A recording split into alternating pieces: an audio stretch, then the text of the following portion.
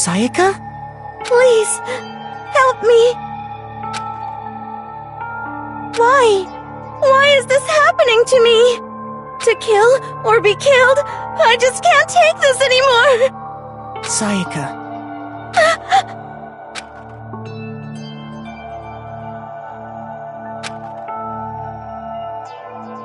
Makoto!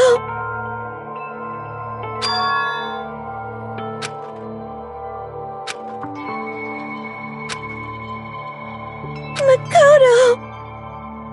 No matter what happens, please always be there for me. I need you on my side.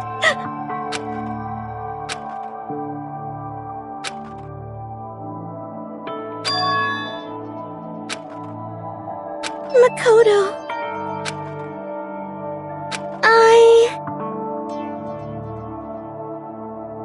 'Cause I'm your assistant.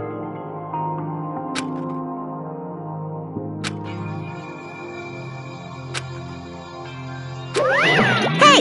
Hey!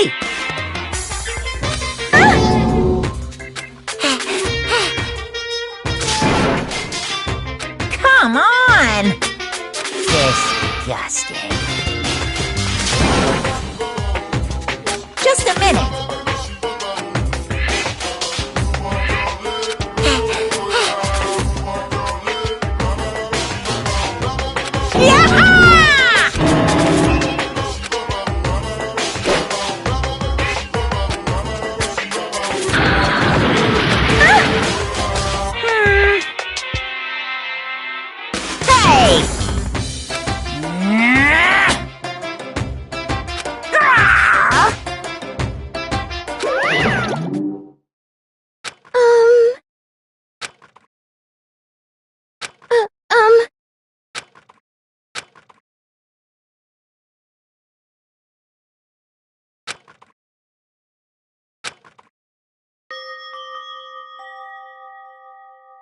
Sorry.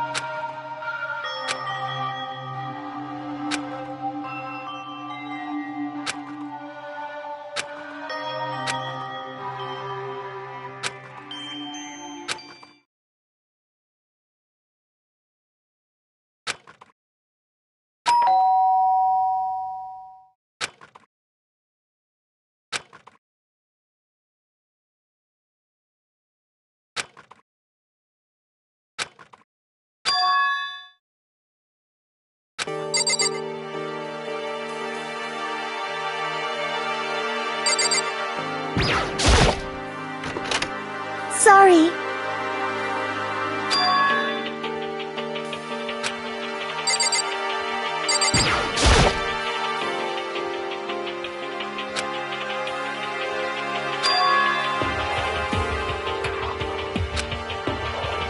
It was so strange. Makoto.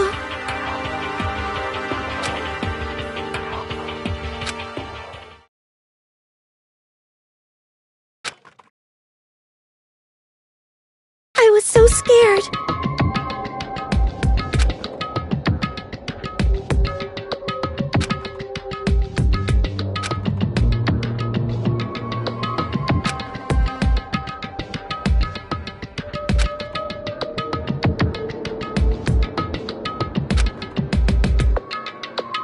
Makoto.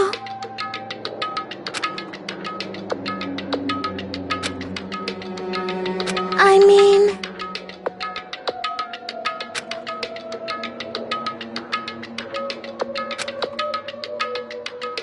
But...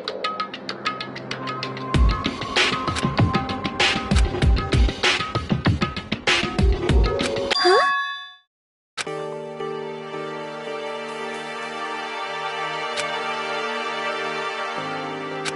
Hey,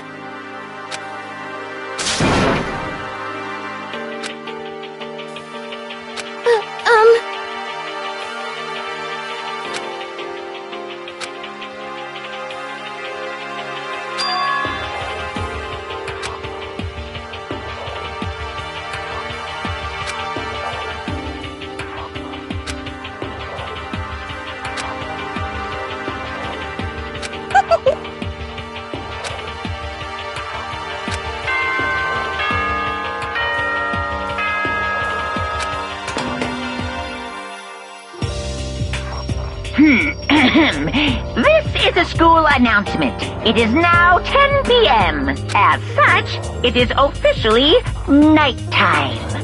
Soon the doors to the dining hall will be locked, and entry at that point is strictly prohibited.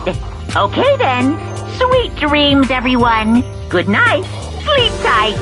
Don't let the bed bugs bite.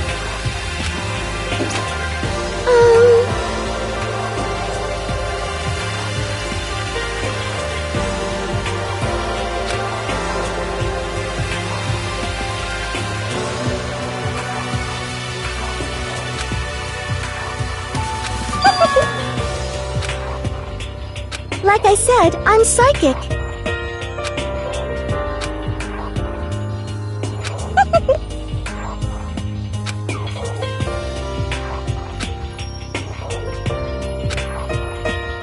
Okay.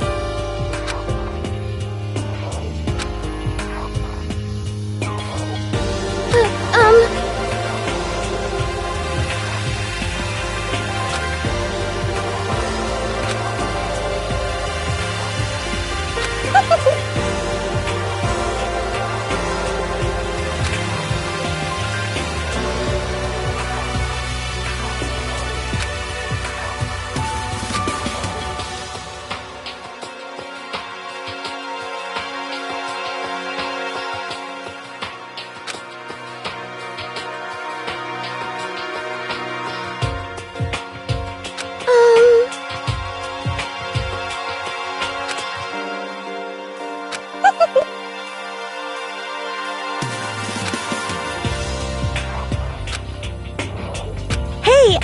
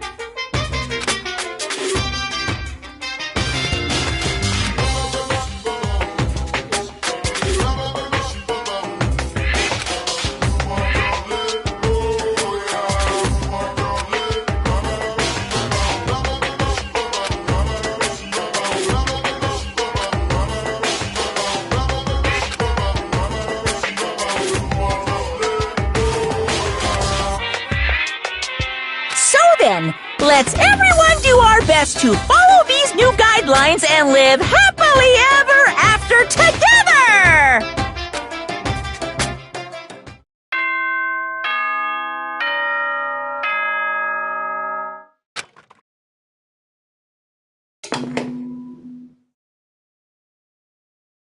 Good morning, everyone! It is now 7 a.m. and nighttime is officially over. Time to rise and shine! Get ready to greet another beautiful day!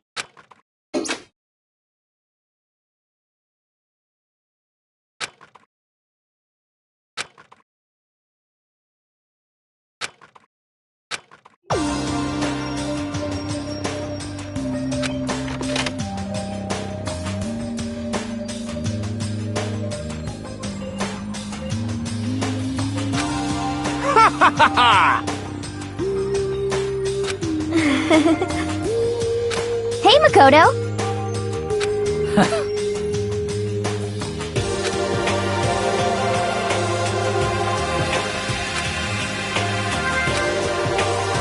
Yo, Sorry.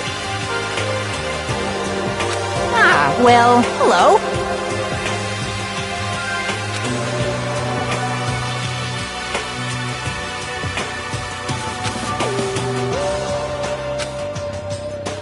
Indeed.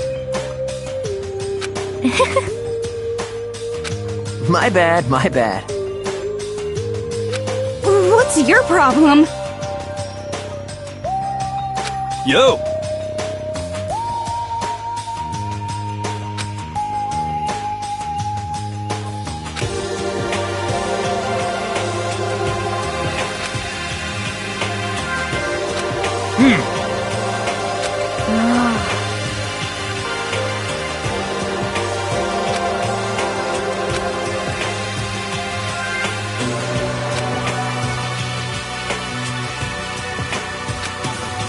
What?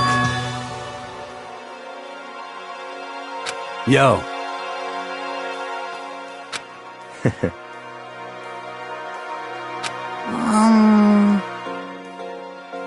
However,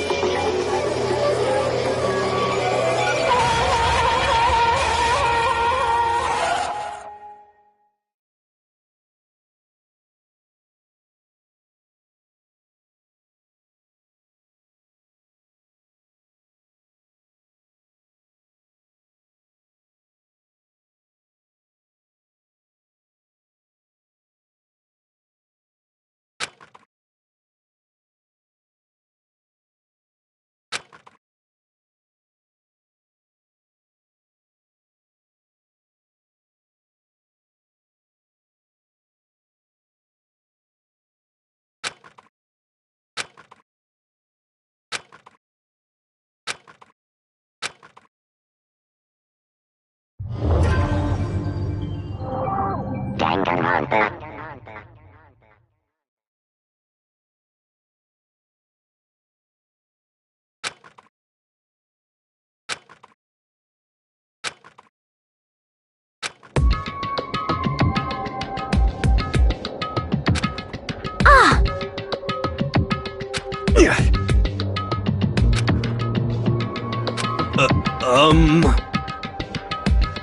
Well,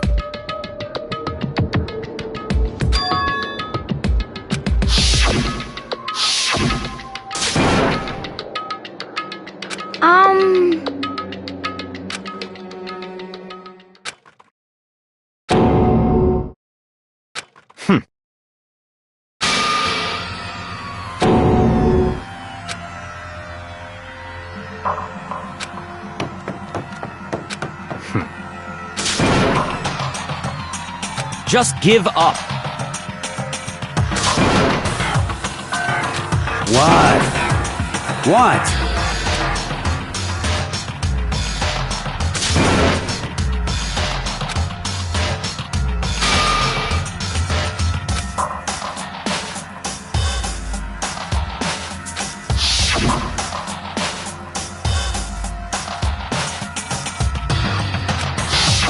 Calm down.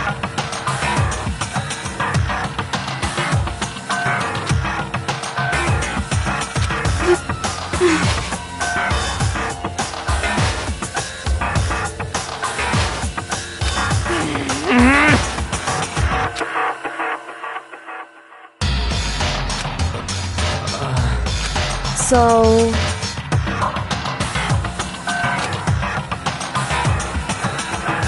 Correct.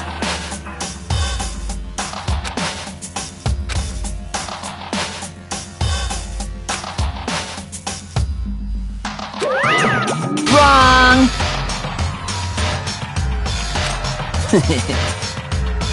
Hey,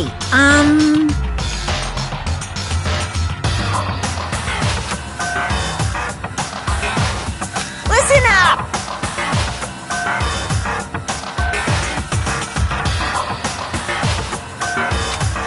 But... Come on!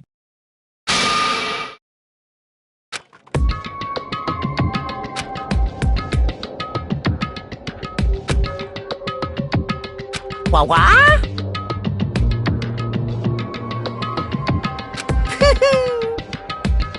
Yoo-hoo! Well... Wrong!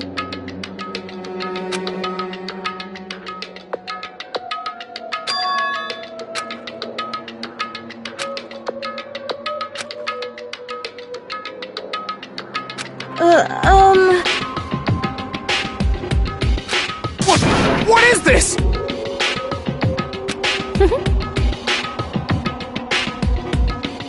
Just hold on.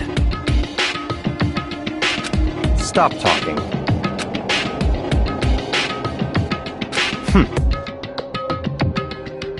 Huh?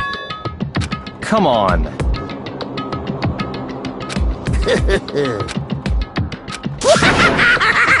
What?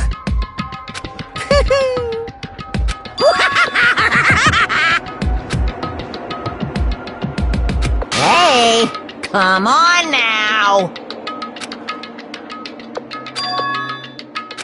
Now then.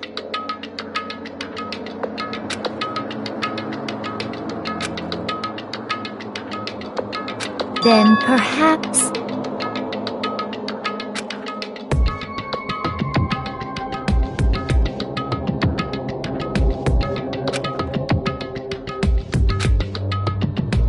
In other words,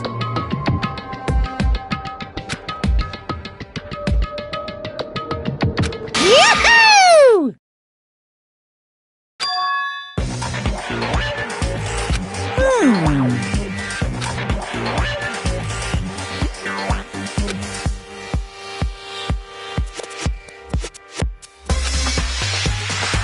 During the trial, you'll have to present your arguments about who you think the blackened is.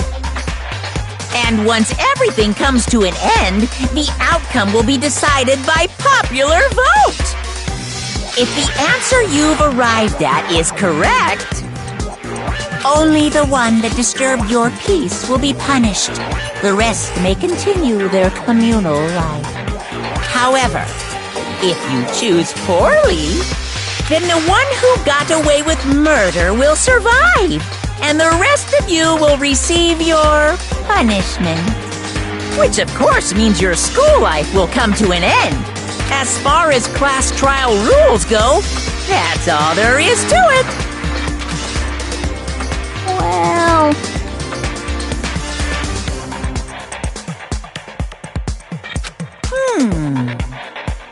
What? What? Execution is execution. Execution! Electric chair. Poison gas. Torn apart like a paper plane in a hurricane.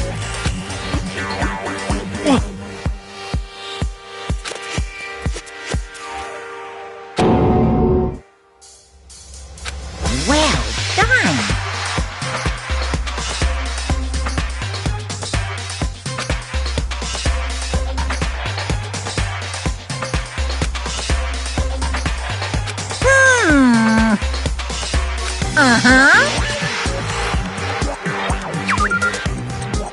Hey! What the hell are you talking about? Huh? What the... What's this? Stop it! What?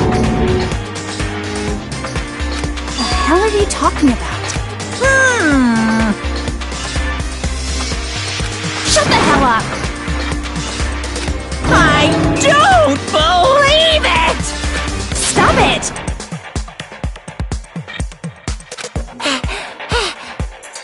Shing! Ah!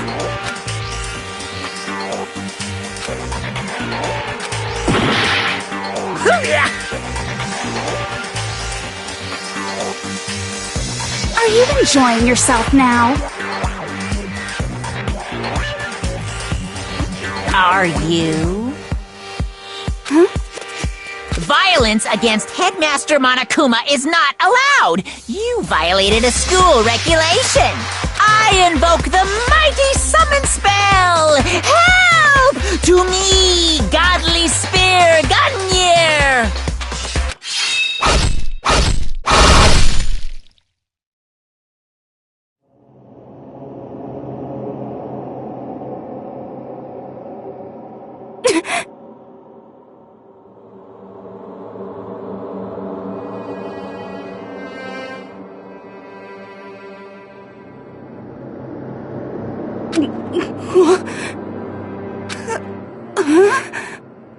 This wasn't supposed to...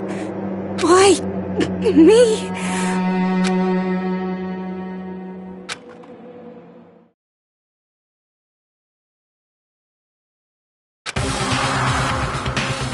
No way!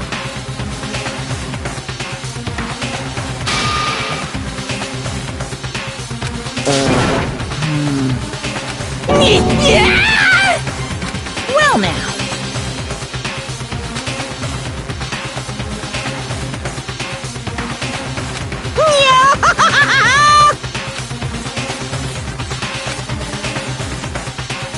Now you see just how serious I am. Defy me and you get shot full of holes, exploded, buried alive, disintegrated, etc. So, if you don't want that to happen to you, you'd best obey those school regulations.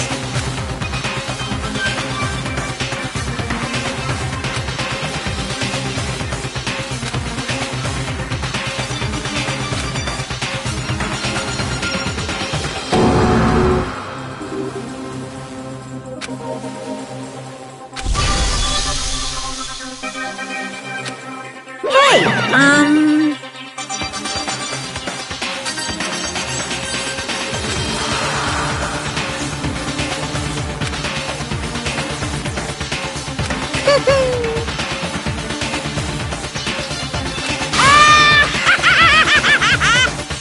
Why?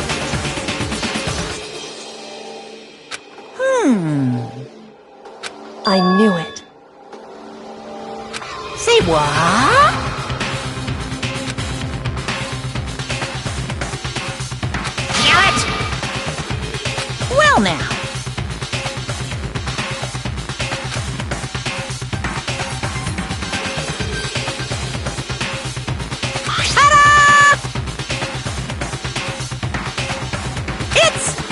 Monokuma file!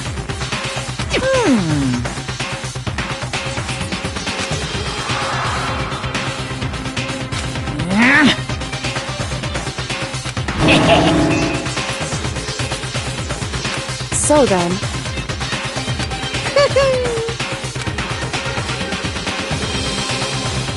Correct. Well?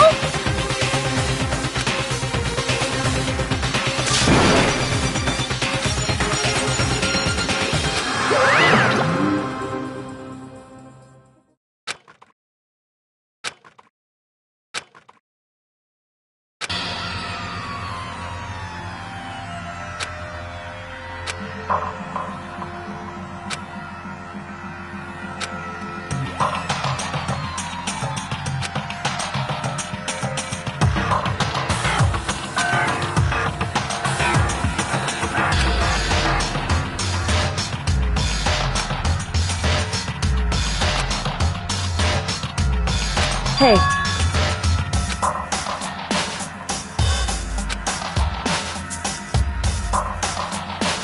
What? In other words.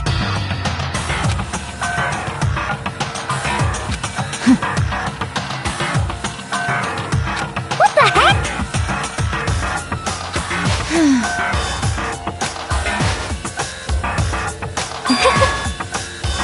That's terrible! Just a second.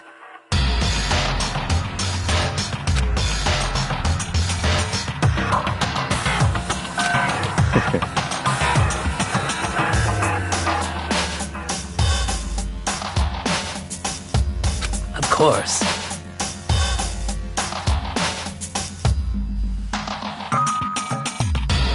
What the heck?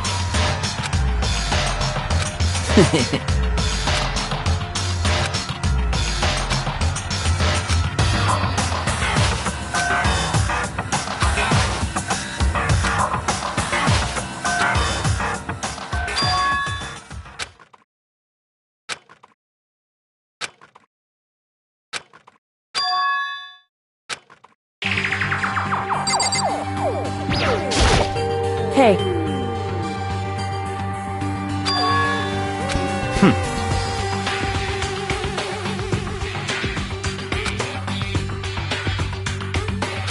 Hey,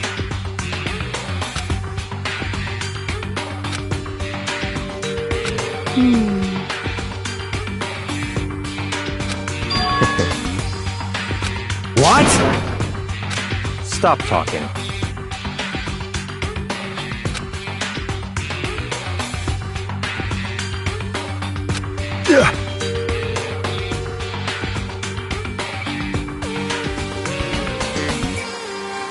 So then.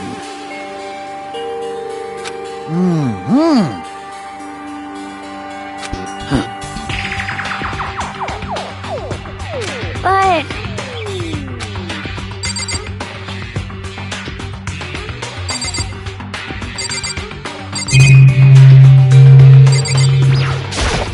Anyway.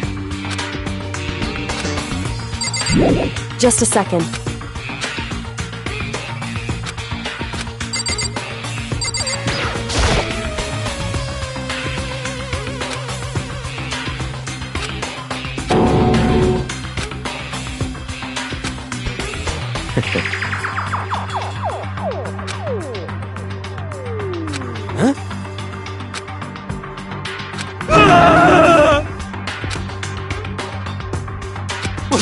What?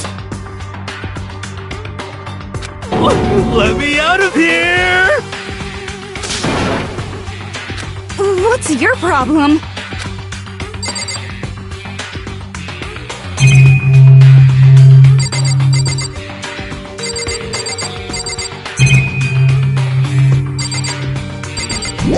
Just a second.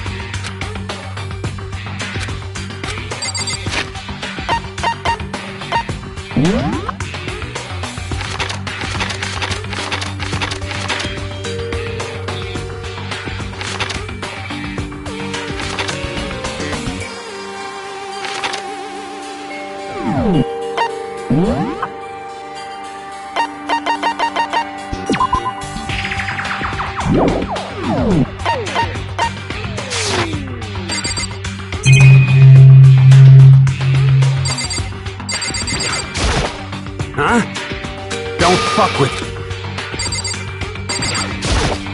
What the heck? Anyway...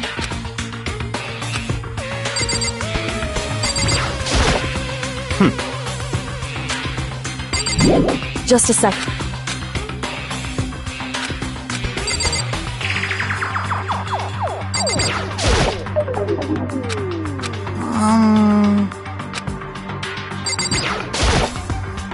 Let me out! What should I do?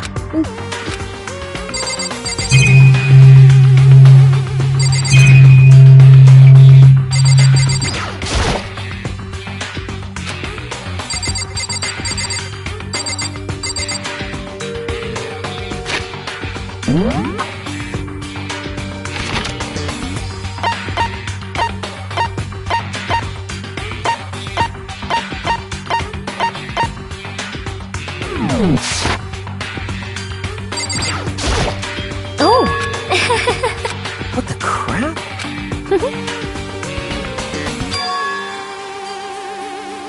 Huh?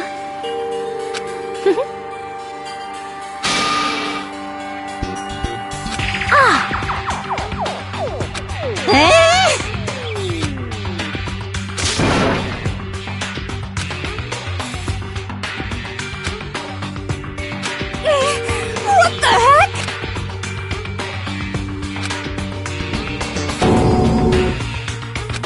So then...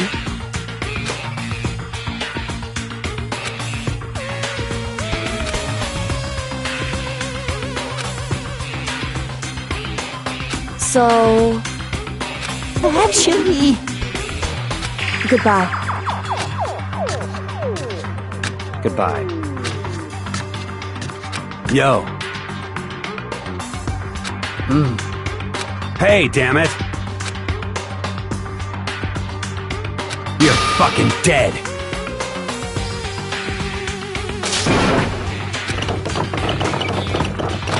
So, Anyway... This is... So,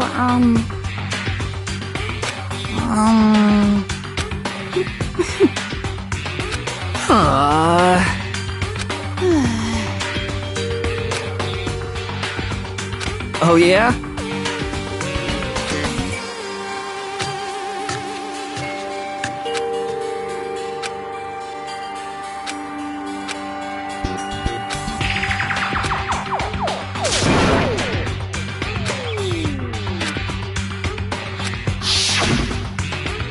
execution is execution. Execution! Electric chair! Bzz, bzz, poison gas!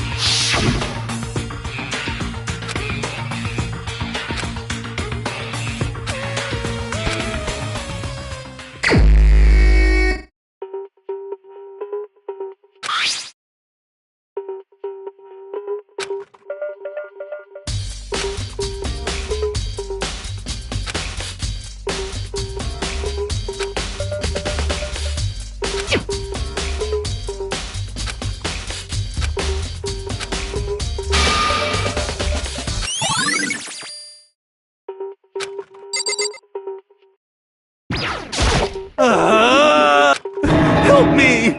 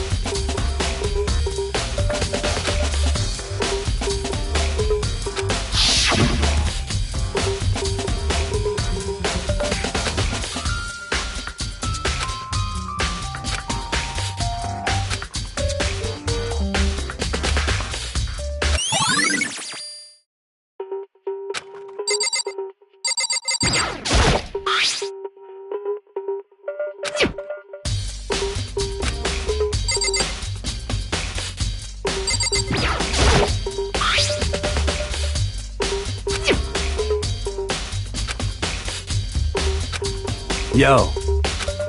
What? What? What? What? By the way.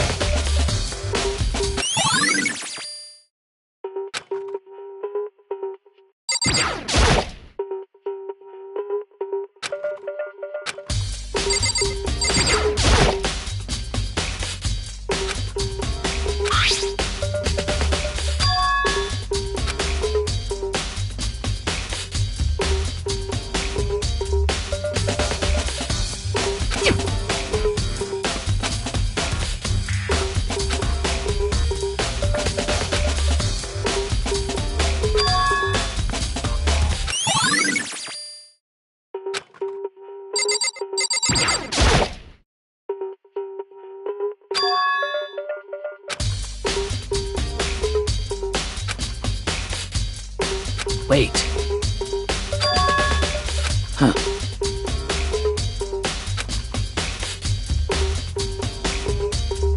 Well.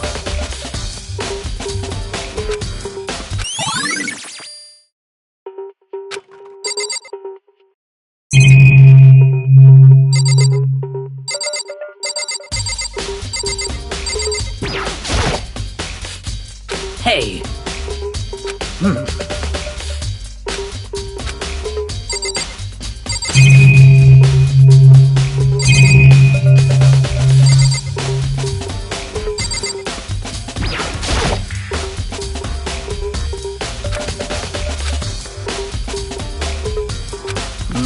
Well.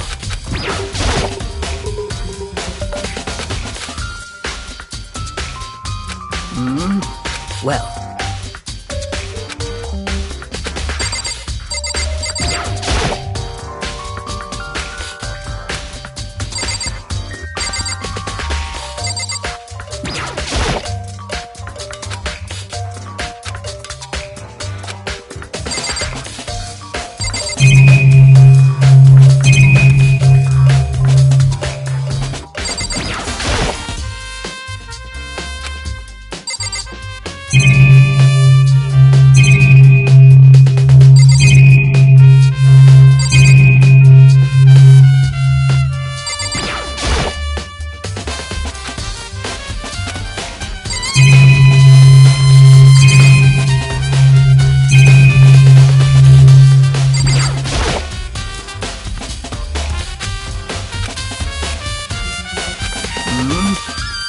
Well.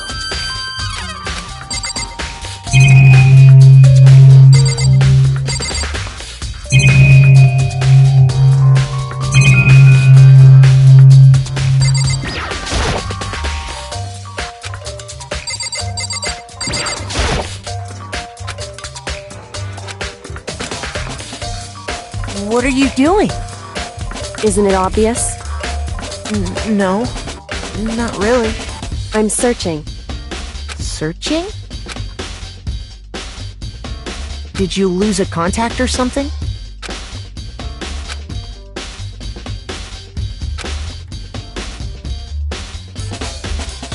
Listen.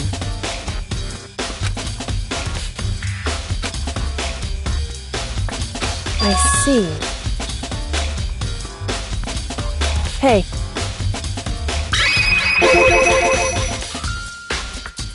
So...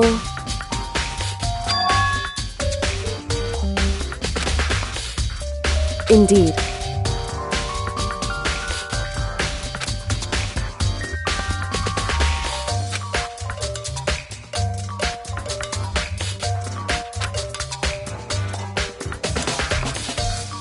I see.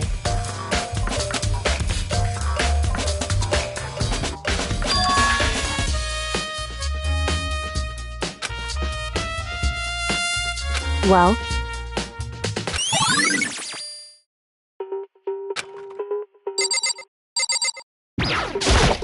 By the way,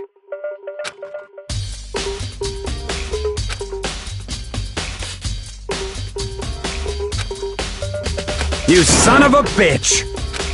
Shit. You're fucking dead.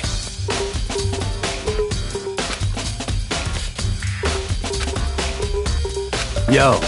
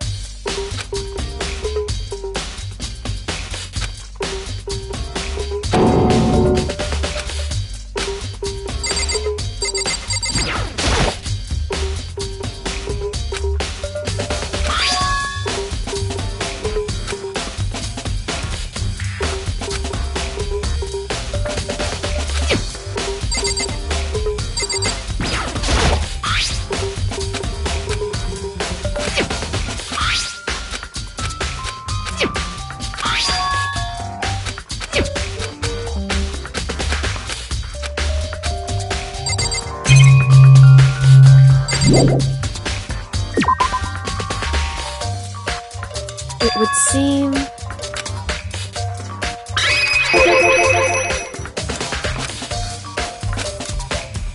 Right.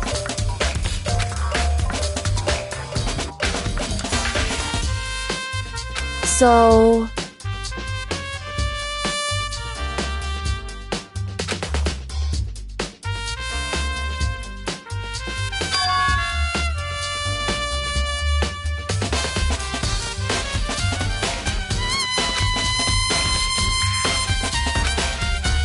Well, Makoto.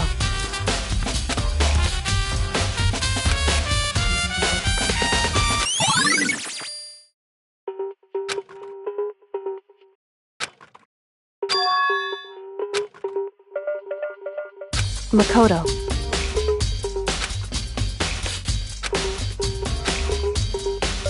What?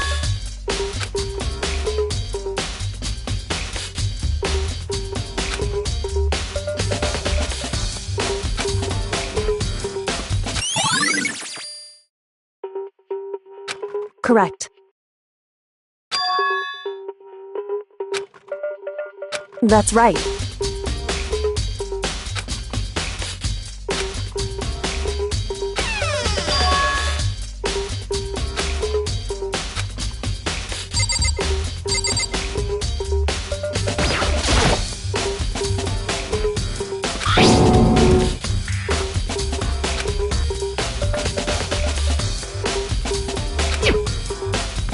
It would seem...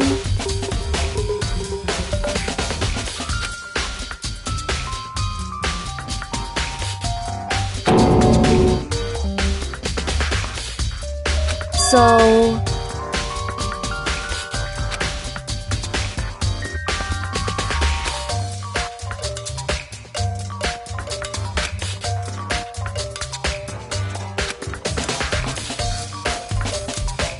Just a second.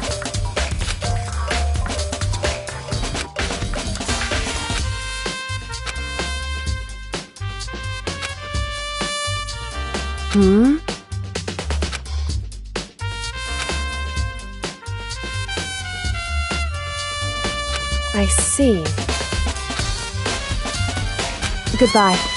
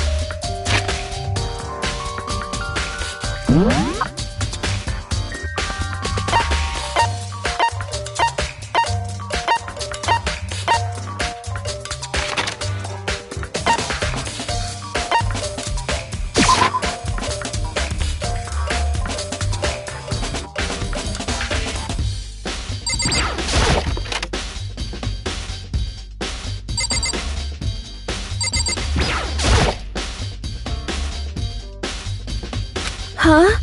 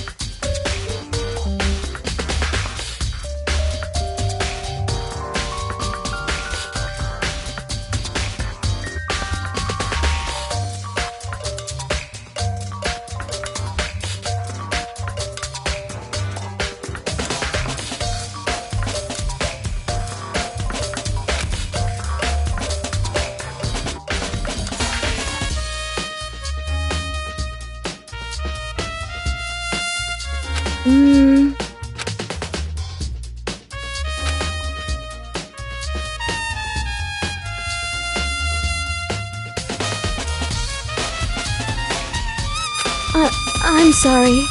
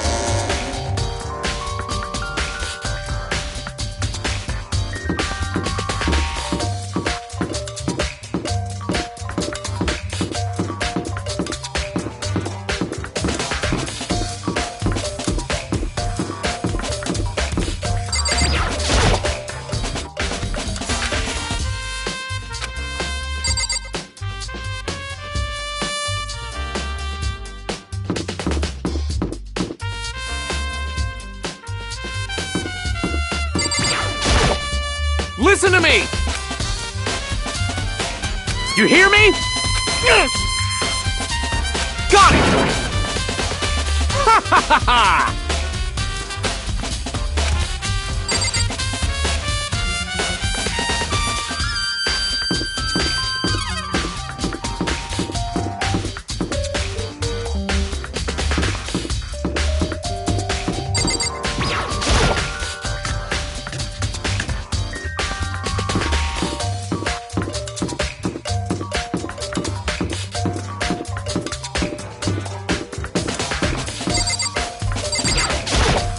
Very strange.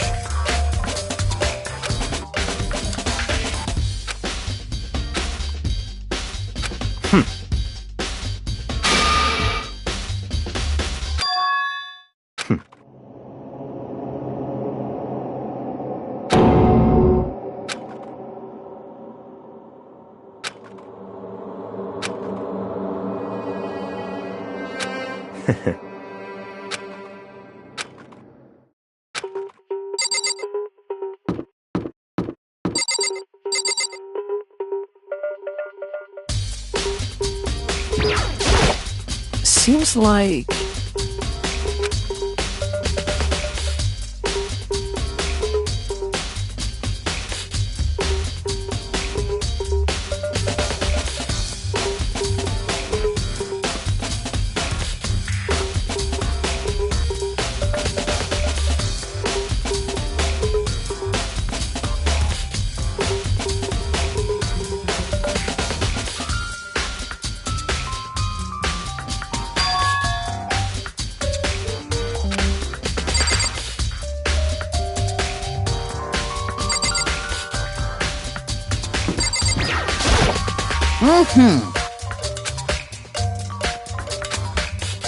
Most suspicious.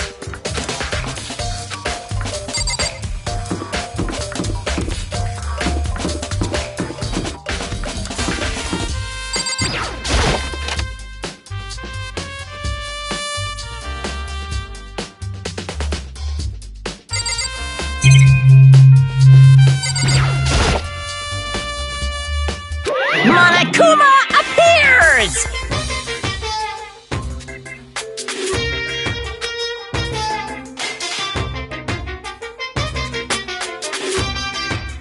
No, you can't go any further!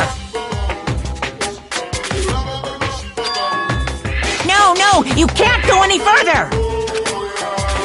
No, you can't go any further! No, you can't go any further!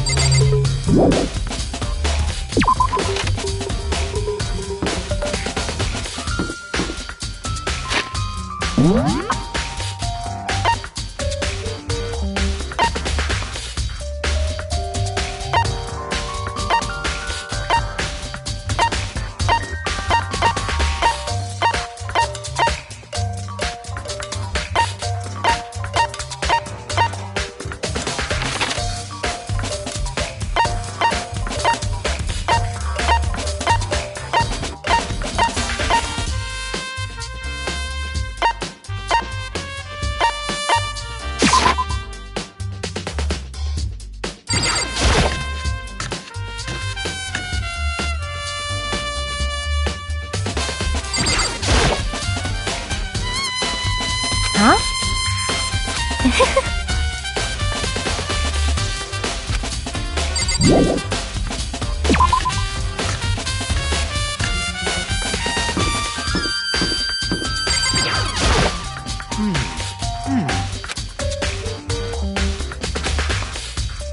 Listen to me!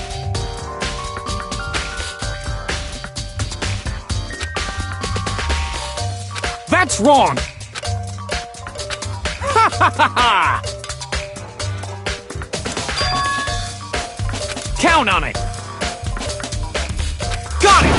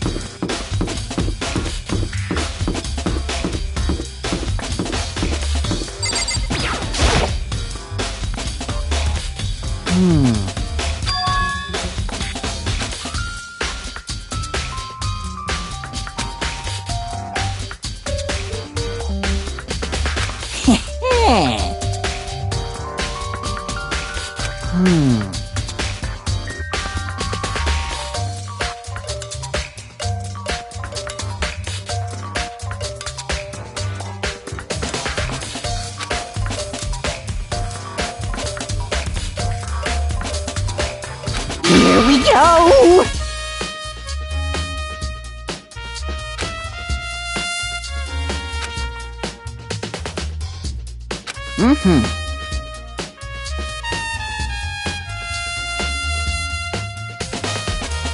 Very strange.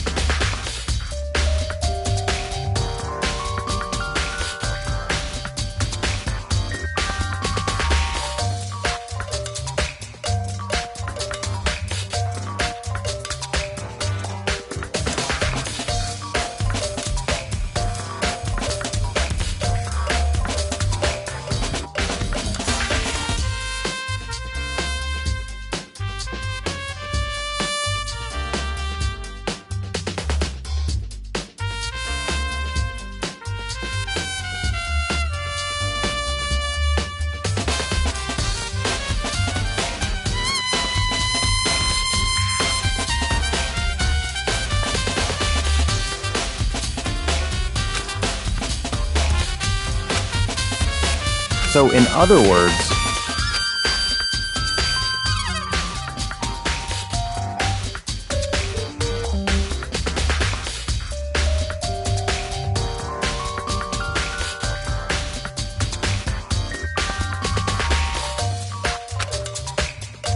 so that's it.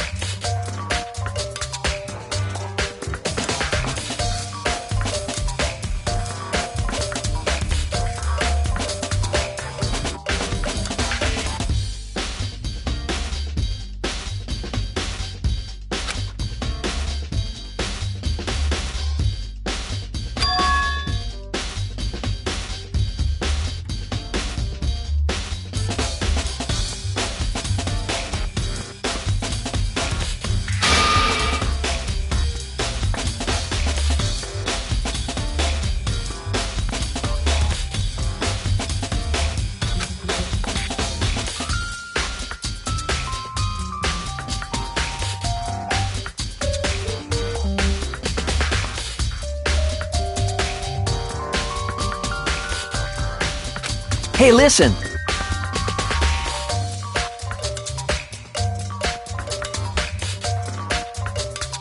Hey, you bastard! Oh, You... Is it, like...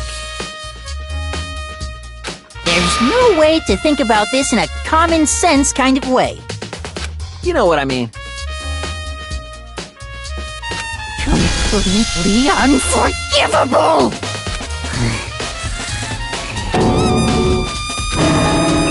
Give me a break.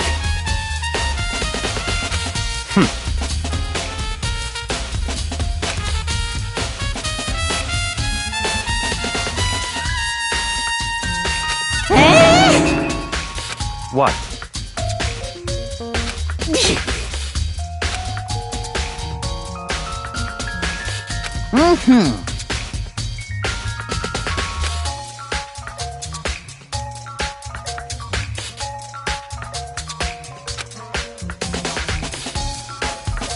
You got it!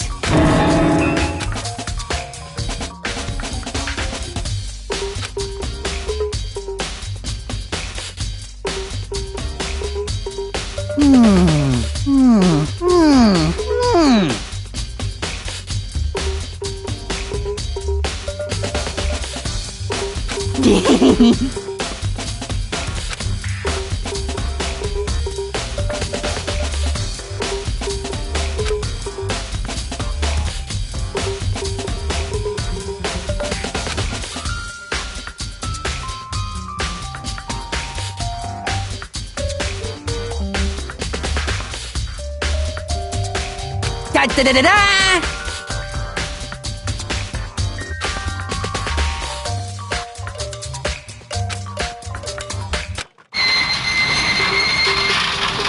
Mr. Naegi!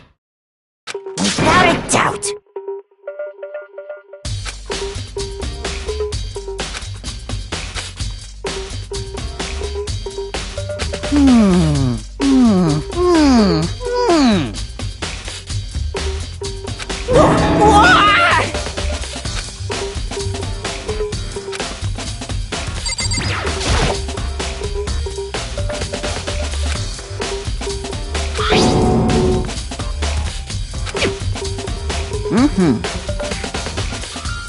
Yes, indeed.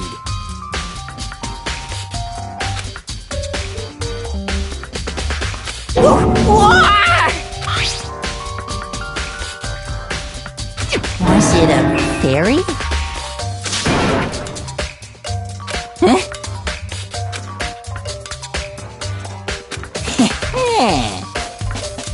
I feel as if...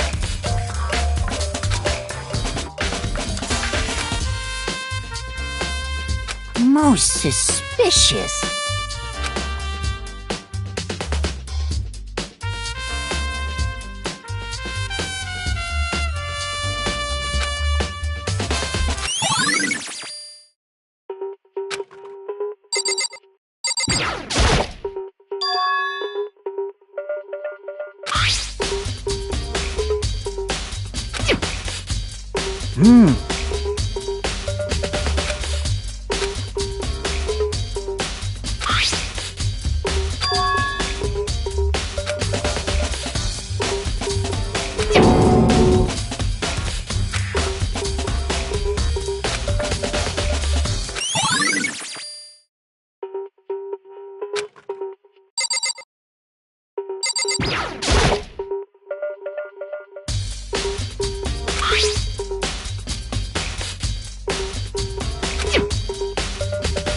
this, perhaps?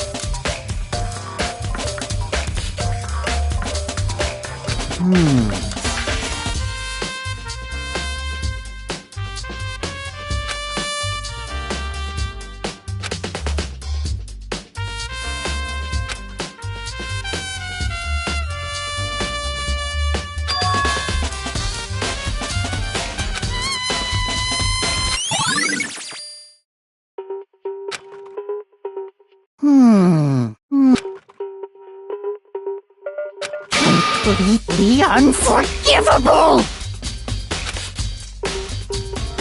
That's it! I'm sure of it!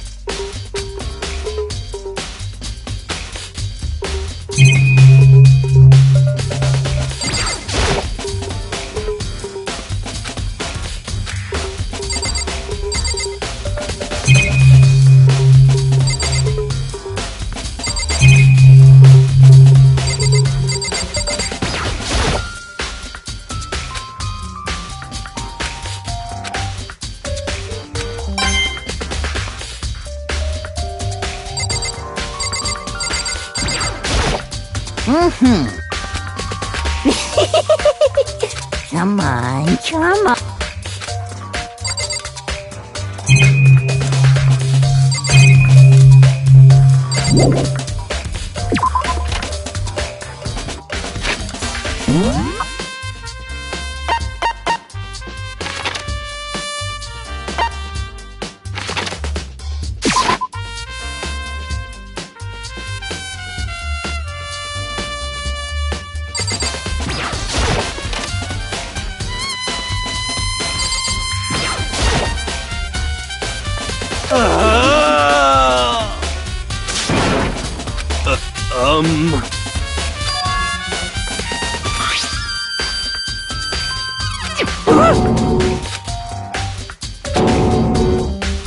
What the heck? What?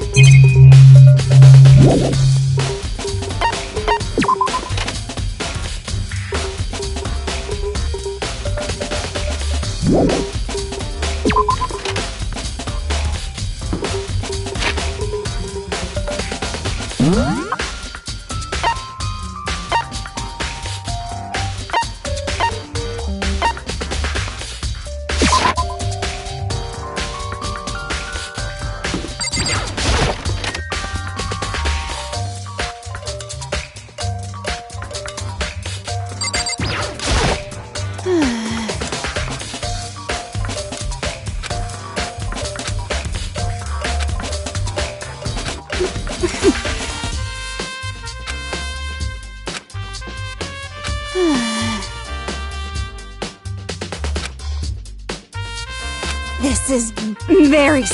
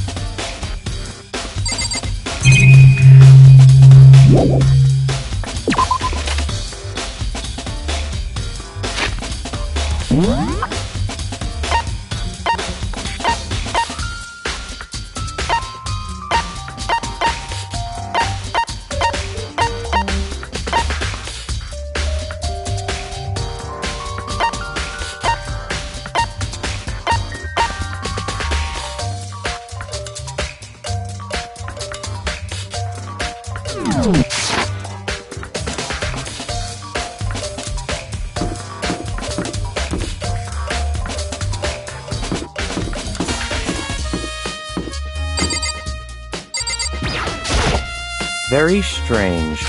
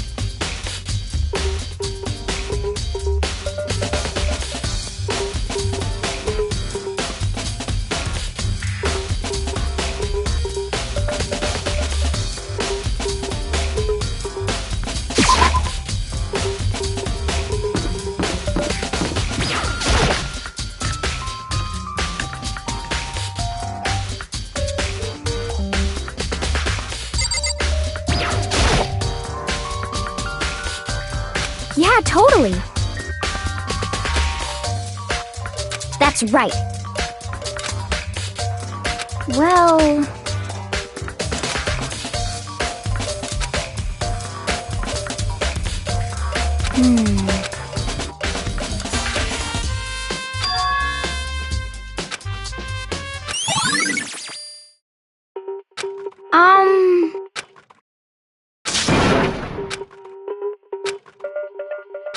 I mean...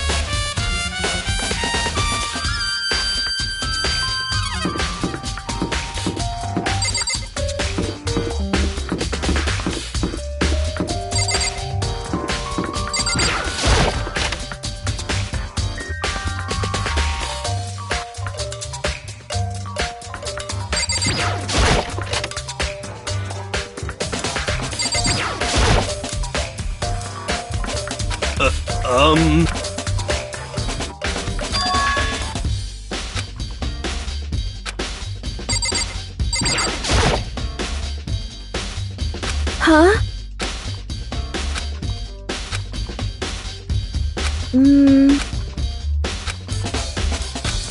I'm sorry.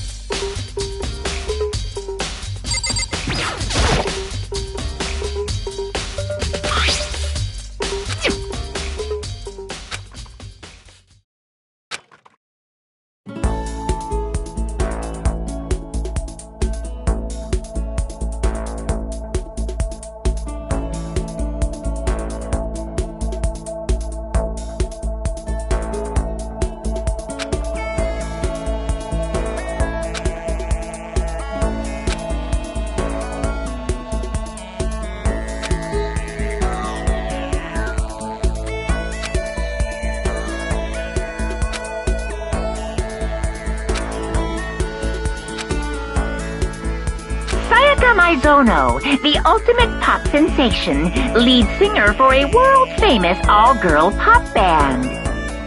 For these girls, the glowing spotlight only made them that much more beautiful. But then...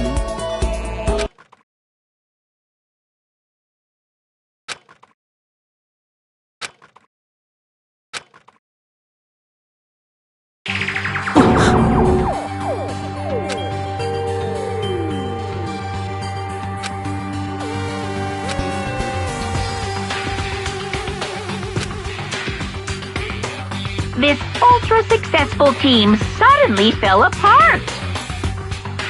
None of them will ever perform on stage again. None of them will ever feel the warmth of the spotlight.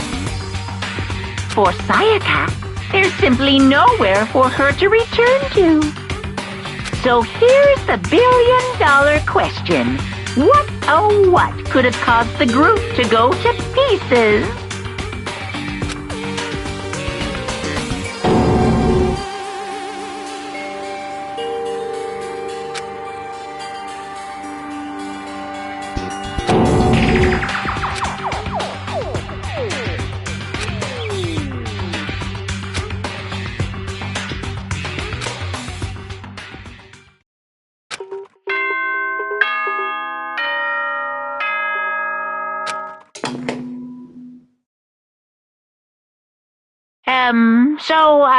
I'm getting tired of waiting. What say we just get started, It's time for the long-awaited class trial!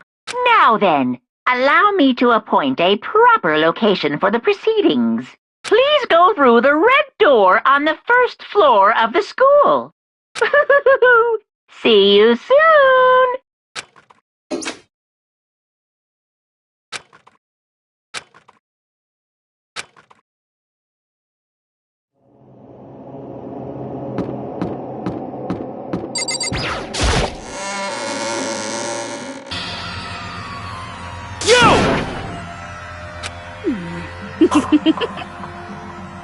Listen to me!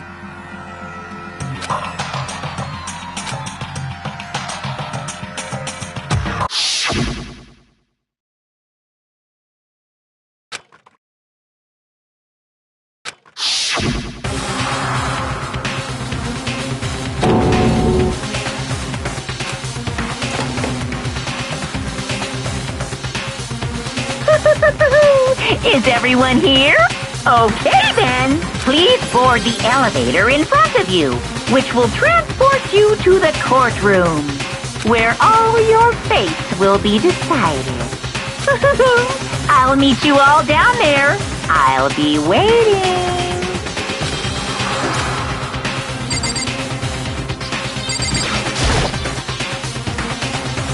Well then. Yes, indeed. Hey. Makoto.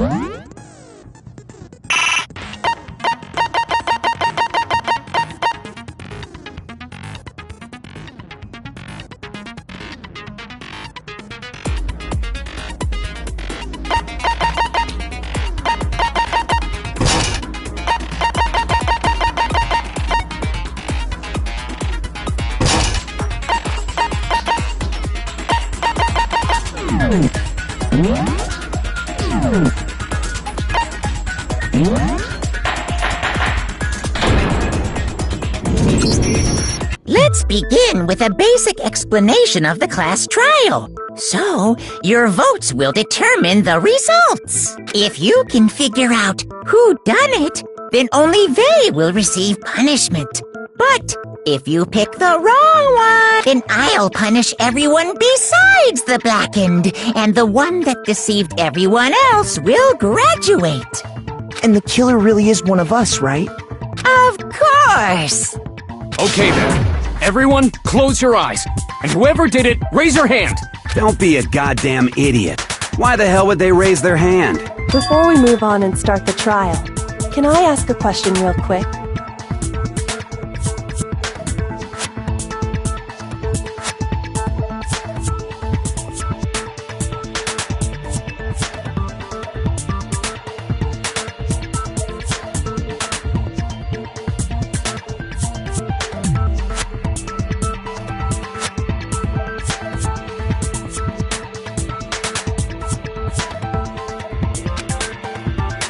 What's going on with those pictures? I'd feel awful if they got left out just because they died. Friendship penetrates even death's barrier.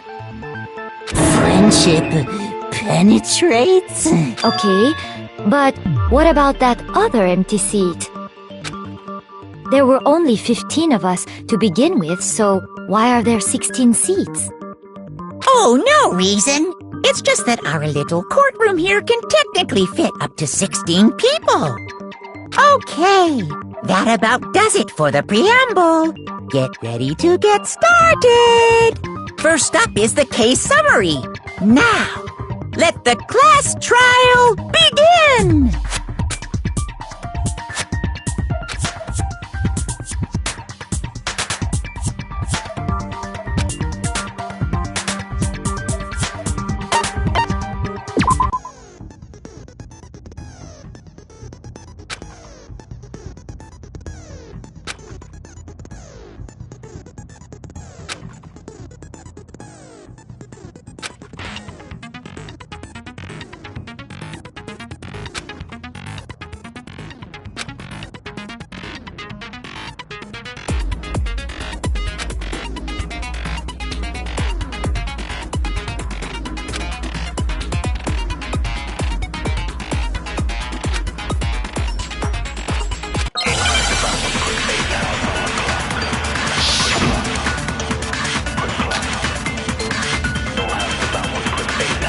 I assert that the one who was murdered was Miss Sayaka Maizono!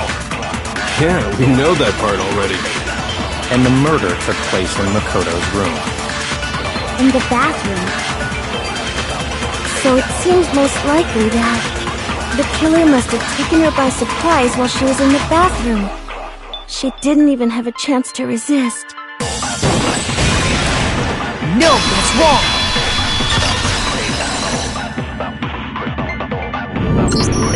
Just a second, Chihiro. Try to remember how my room looked.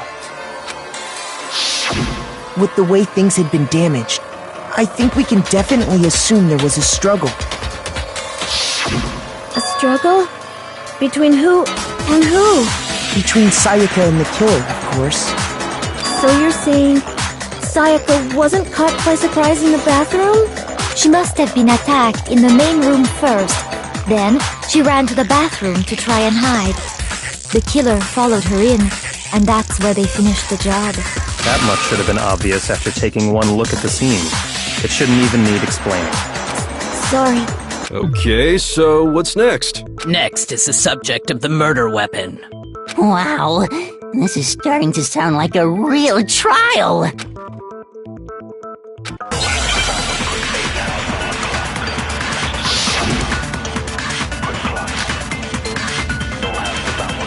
So what was used to kill her? There was some kind of sharp object thrust into her stomach. Without a doubt, that is the murder weapon. So the killer used some random knife they had on him. No, that's wrong!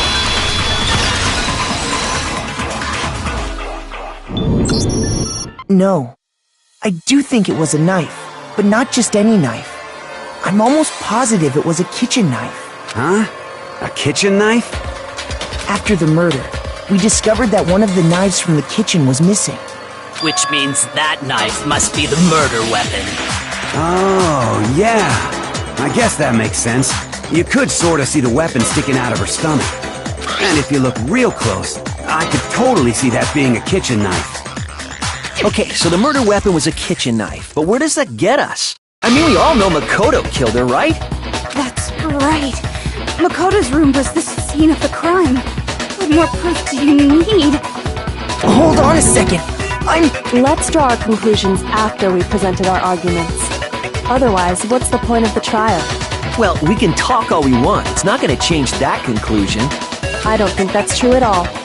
I'm sure if we keep at it, something new will reveal itself. You really believe that?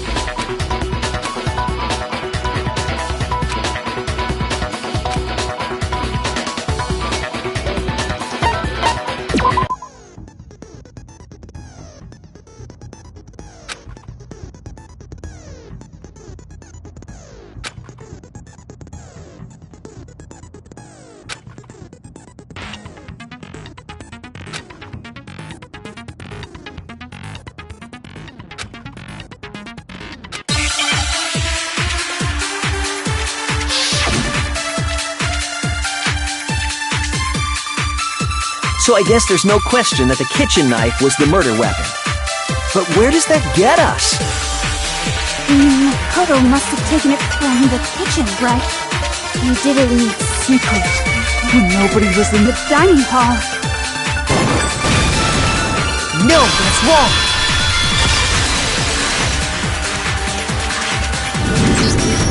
Okay, wait. Hold on. I didn't take the knife from the kitchen. Next, you're gonna say you're not the killer, right? Go ahead and say it all you want. Well, what if I have a witness? What do you think, Hina? Huh? Remember what you were telling me earlier?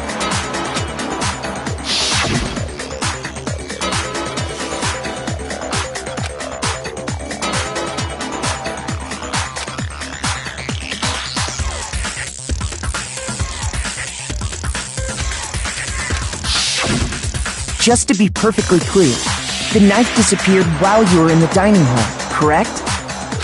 Yeah, that's right. And at any point while you were there, did you ever see me come into the dining hall? No, I don't think so. You don't think so? No, he definitely wasn't there.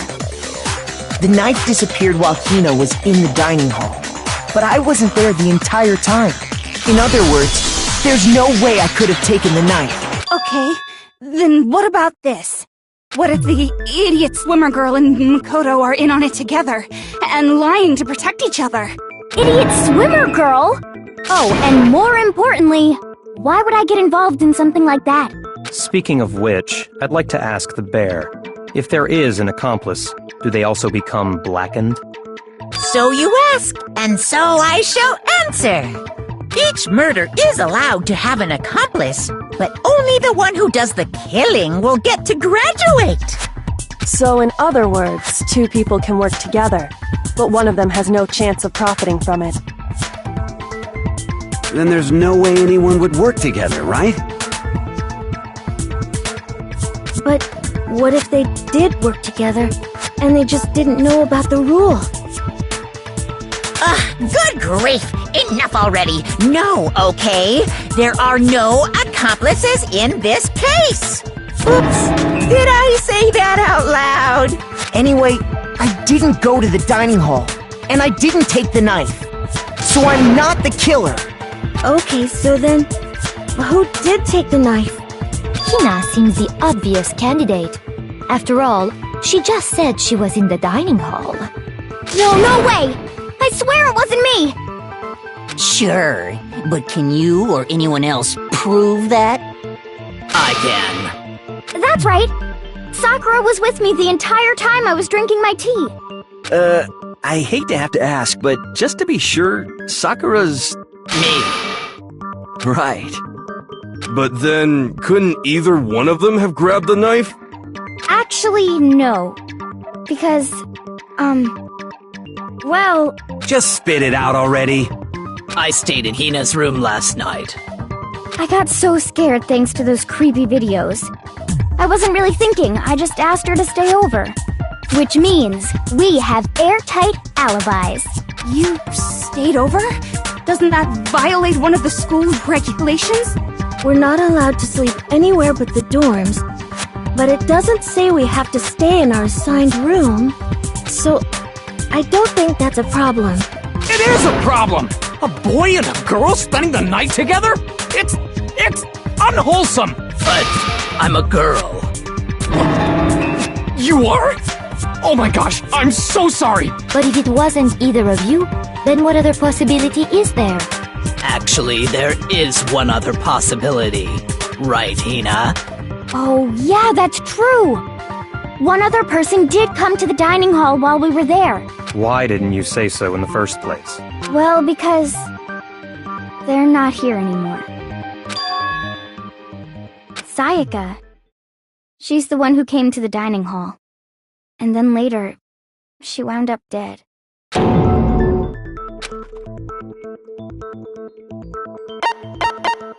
I got it! Then, Sayaka is the one who took the knife? That's the only possibility. And thinking back on it, she was acting kind of unusual. When she came into the dining hall, she didn't even look at us. She just went straight to the kitchen. As she left, she said she just wanted a drink of water. But most likely... And the person who took the knife was the victim herself! I'm sure she just took it for self-defense. So you're saying the knife she took was then taken from her, and she was killed with it? In that case, you may not have taken the knife, but you still could have killed her. What? See? He did do it after all! No! You're wrong! So, that's how you would twist the argument and send us all off in the wrong direction? You possess a most terrifying talent.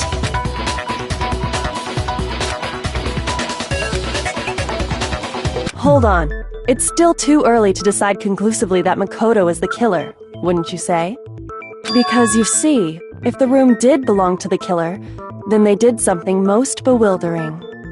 And until we unravel that little mystery, you simply can't declare that he's the killer. Bewildering? What the hell are you talking about?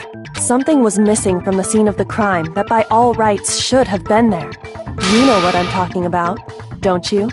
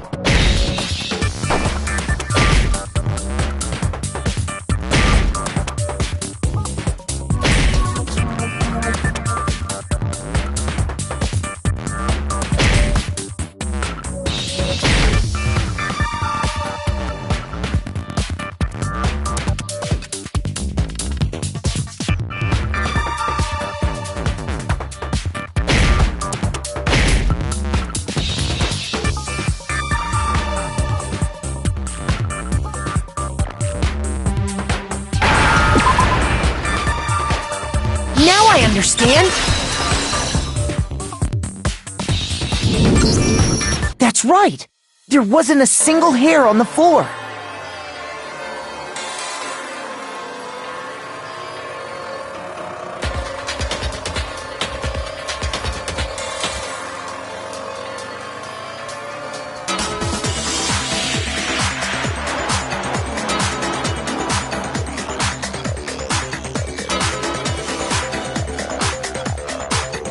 So, the culprit removed some evidence? Yes, and if I were the culprit, why would I need to get rid of all the hair in my own room? It wouldn't be unusual at all to find my hair at the crime scene if the crime scene is in my room. The reason all the hair was gone was to remove any trace that Sayaka had ever been there. That makes sense, does it not? No. If that were the case, they would have had to do something about the body itself, not just her hair. Yes, very true, very true. Okay, then why wasn't there any hair on the ground?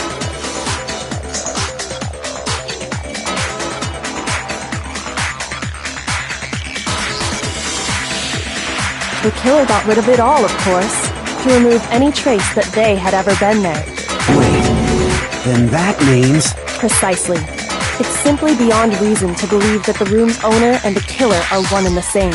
Then, Makoto isn't the culprit? Are you sure we can decide something so important based solely on the absence of some hair? No. There are other reasons that prove why Makoto couldn't have done it. I would like to hear these reasons. Do you remember anything remarkable about the bathroom at the scene? Sayaka was attacked in the main room first, then fled into the bathroom, right? Yeah, then they ran after her, got into the bathroom, and stabbed her. And how did the killer get into the bathroom? Did they have any trouble with it? What do you mean? It's fairly certain that the killer had some trouble getting into the bathroom. There was clear evidence left behind. Do you remember, Makoto?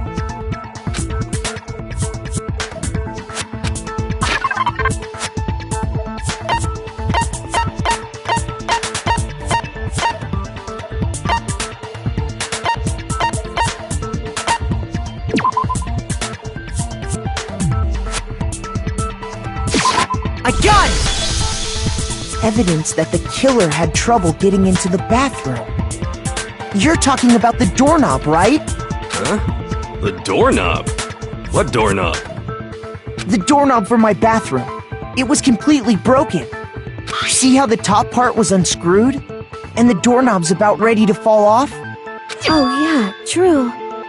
But what does it mean? In trying to bypass the lock, they ended up nearly removing the entire doorknob. This is another most bewildering act for the room's owner. It proves Makoto is beyond suspicion. So what? You're saying he wouldn't break the door in his own room? But if the only choice you have is to break it, you break it. There's nothing bewildering about it. You still don't see? Okay then. Let's take another look at how the incident unfolded. Hopefully that will help you understand.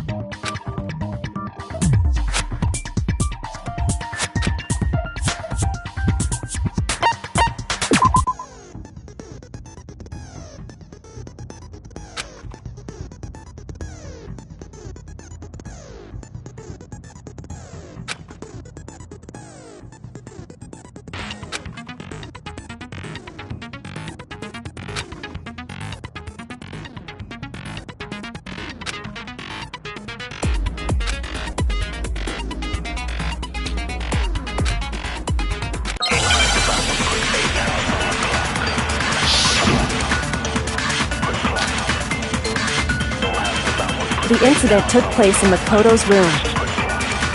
Sayaka was first attacked in the main room. She then fled into the bathroom. Then the killer ran after her. And they got into the bathroom. At that point, the killer had to try and bust down the door, because Sayaka had locked it. No, that's wrong!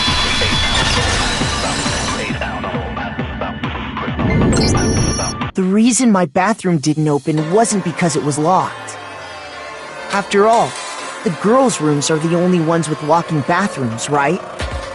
Yes, now that you mention it, that is true.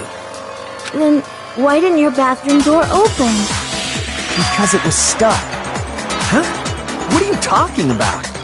My bathroom door doesn't fit in the frame quite right.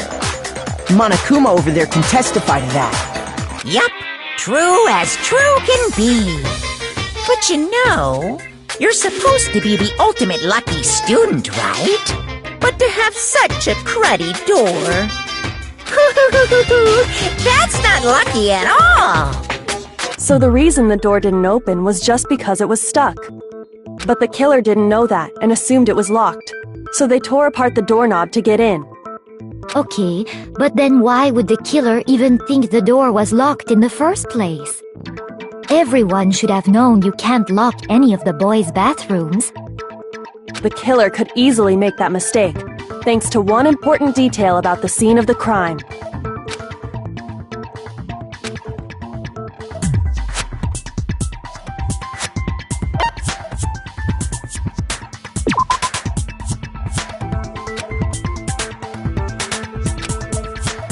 Shoot!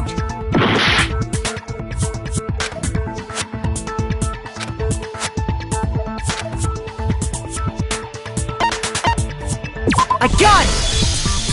The killer must not have realized that it was my room. What? Are you saying the culprit didn't even know where he was? That's inconceivable! And yet, he's absolutely right. Say what? Well, to be more specific, what the killer didn't know was that Makoto and Sayaka had switched rooms, which is what led to the misunderstanding about the bathroom. If Sayaka had been in her own room, then there would have been a lock on the door, and they would have had to break through! So they had no idea how unnecessary their actions were. Ultimately, we can't know if it came open by force or simply by accident. But the killer must have been considerably confused, with no idea how they actually got the door opened. Regardless, it was a pointless act. Wasting time trying to break down a door that wasn't locked is... Definitely something I wouldn't do, since I would have known exactly why it wasn't opening, right? That is a definite possibility. So the killer would have to be someone who didn't know they'd switched rooms? Then Makoto couldn't have done it. Okay, then who did do it? I'm sorry, but I give up! Quit without saving! But what happens if we can't decide on who we think did it? Well, why don't we just vote right now? Majority rules! Majority rules? Do you really think that's a good idea? Yeah, our necks are on the line here. Someone seriously needs to do something. For serious. Does no one have any other thoughts or questions? It does not matter how trivial they may seem. Oh, as a matter of fact, I do have one question. Oh, you... You don't gotta sound so disappointed. It's fine, it's fine. Just ask your question. Oh yeah. Okay, so, well, I was just wondering, how did the culprit get into Makoto's room in the first place? Yes. How did the killer get inside? Maybe Sayaka just dropped the key somewhere and the culprit picked it up. That's possible, right? I don't think so. That seems way too convenient. Then, maybe someone picked the lock? Negative! If you remember, Monokuma made it quite clear that the locks are all unpickable. Fine. How about this? The killer got in the easy way. They could have knocked and said they wanted to talk or something, and Ms. Maizono just let him in. No, that can't be it either. Oh, trying to argue against me? Sounds like someone doesn't know his place. Hello? Why exactly can't that be it?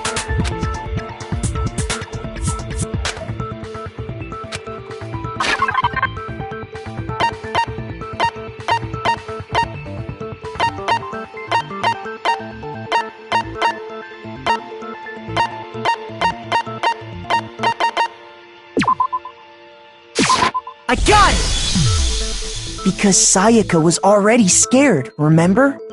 That's why she asked me to switch rooms in the first place.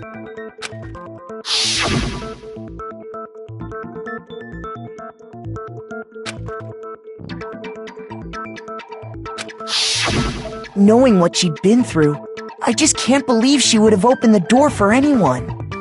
What if her being scared was a lie? Huh? Well, what the hell is that supposed to mean? Why would she lie about something like that?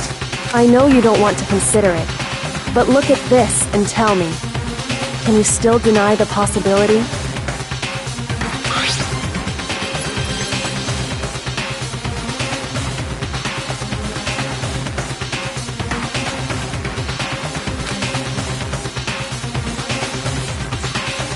I found a notepad during my search, and I shaded in the top sheet with a pencil. And these are the words that appear. Oh man! I've totally seen people do that on detective shows. When you write, it can leave an imprint. Sketch over the next sheet of paper, and you can see the words. When I saw that, I was like, holy crap! I'd better make sure I rip the paper out before I use it from now on. It's a pretty old-fashioned technique, but even the classics can be surprisingly useful sometimes. Oh, and I should also mention, I found the notepad on the desk in Makoto's room. Huh? Which means only someone who had been in Makoto's room before the incident could have written it. Then either it was Makoto who lived there, or Sayaka who switched rooms for a single night. So, Makoto, did you write this? No, I didn't. But of course you didn't, because the note also bears a perfectly legible signature. Sayaka's signature. But why? Why would she write that? The note was likely her way of getting in touch with a certain someone. She must have slid it under their door to let them know she wanted to meet with them in secret. If you got an invitation like that from the ultimate pop sensation, what young man could resist? Of course, I'm only into 2D. But can we be sure anyone even got this note? And honestly, even if they did, I do not think they are at all involved in what happened. Huh? What makes you say that? Would you like to hear what I have to say? Very well then. Pay attention.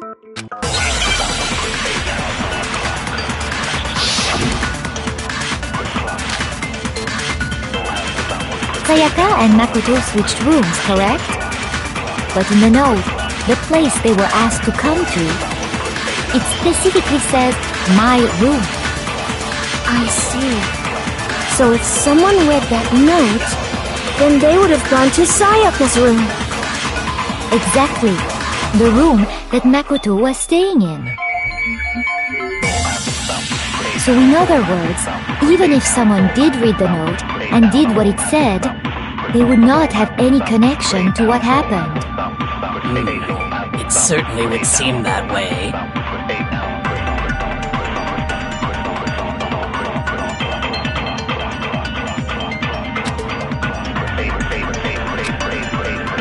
Sayaka and Makoto switched rooms, correct? But in the note, the place they were asked to come to, it specifically says, my room.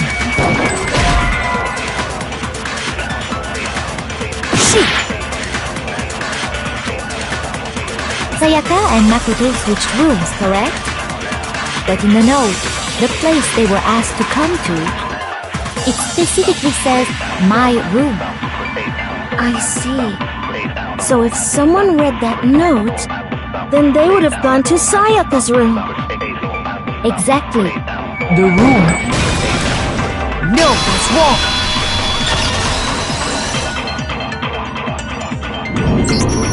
The nameplates on Mai and Sayaka's rooms got switched. They got switched? That's right. The nameplates got switched, just like the rooms themselves. As a result, the nameplate on Sayaka's room actually had Makoto's name. And the nameplate on Makoto's room had Sayaka's. So what you're saying is, the room Sayaka was staying in was actually marked as her room. Then, If someone did do what the note said, they would end up at Makoto's room where Sayaka was. Plus, their rooms are right next to each other, so switching the nameplates would be no problem. And the one who switched the names was... Well, of course it wasn't you, right, Makoto? Right? Okay, then who did it?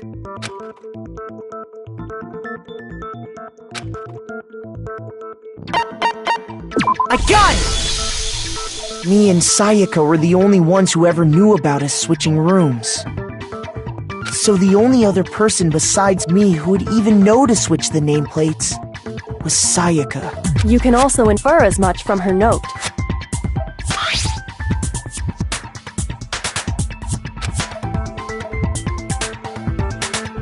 She specifically tells the reader to check the nameplate. She would only have written that if she knew the nameplates had been switched. But why would she switch them in the first place? She wanted someone to come to the room she was in, and also hide the fact that it was Makoto's room. What?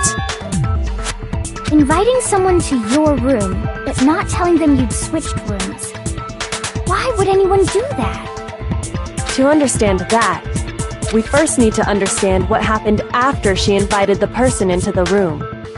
That's where the answer lies. What happened then was probably whoever she invited over came in and attacked her. We figured it out! We know who did it! Whoever she invited over is the culprit! But we still don't know who it is, you goddamn idiot! Sayaka fought with her killer there in the room, yes? Perhaps the answer to our previous question lies in that initial struggle. Yes, I think you're right. Then... we just have to figure out what happened during the fight, right? That reminds me. There was a replica sword at the murder scene. Was that perhaps used during the fight? Oh yeah. What's the deal with that sword? Sayaka suggested I should hold on to it. I thought it might come in handy if I had to defend myself. It seems pretty likely that the killer used it to break Sayaka's right wrist. How the hell could you possibly know that's what broke her wrist?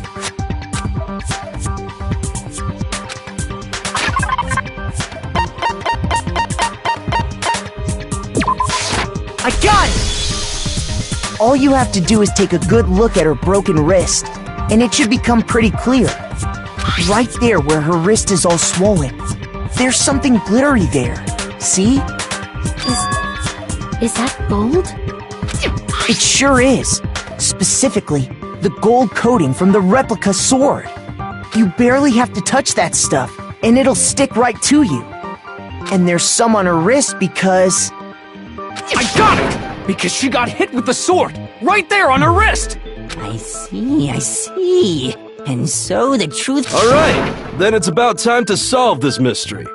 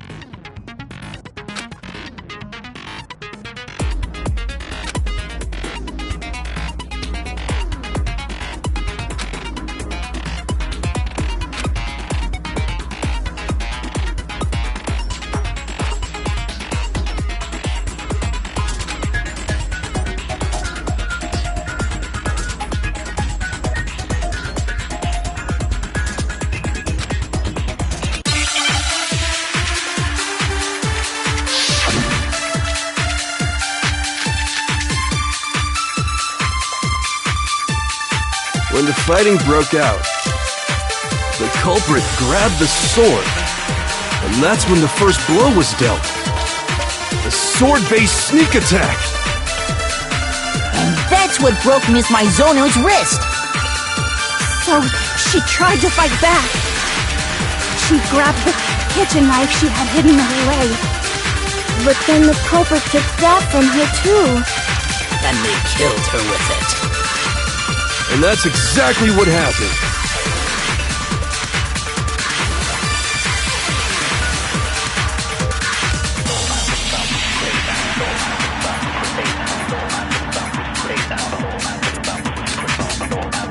When the fighting broke out, the culprit grabbed the sword, and that's when the first blow was dealt.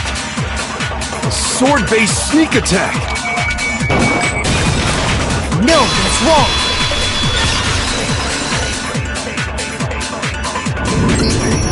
Actually, no. I don't think the fight started with the sword. Why not? Because the sword's sheath had been scratched. See? There's a gash in it. Like someone cut into it with something sharp. Something sharp? You mean like the kitchen knife? That was the only sharp thing found at the scene. Stop jumping ahead! Slow down and explain it so I get what the hell's going on. If the sword was used first, there wouldn't be any explanation for the scratch on the sheath. If you are going to attack with the sword, you'd take it out of the sheath first, right? That's true. With the sheath on, it'd be heavy and bulky and useless as shit. Okay, so how did the sheath get damaged? If they got attacked with the kitchen knife, maybe they grabbed the sword as a defensive impulse.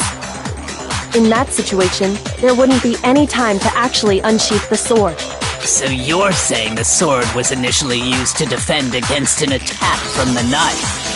Which means whoever had the kitchen knife was the one who attacked first. I think I get it! So here's how it all played out. The culprit came in, found the kitchen knife hidden there somewhere, then they took the knife and attacked Sayaka before she knew what was happening! So she grabbed the sword to defend herself, but then the culprit took that from her too! Then, after they broke her wrist with the sword, they took the knife and finished it. Sorry, but I don't think Sayaka used the sword to defend herself. What? How the hell can you not think that? Because she never held the sword at all. There's a certain part of her body that makes this clear.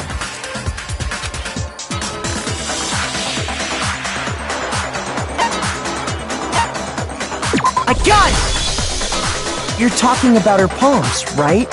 The palms of her hands were perfectly clean, so I don't think she ever picked up the sword.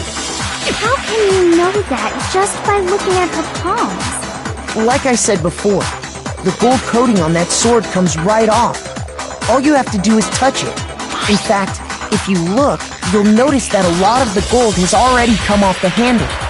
It's safe to assume that's because whoever used the sword got some of it on their hands. There's really no way she could have picked it up and come away completely clean. Maybe she washed her hands after she escaped into the bathroom.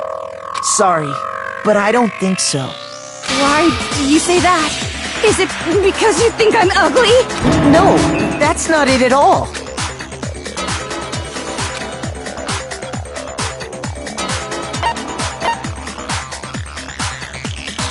I got it! According to the Monokuma file, Sayaka's time of death was around 1:30 a.m.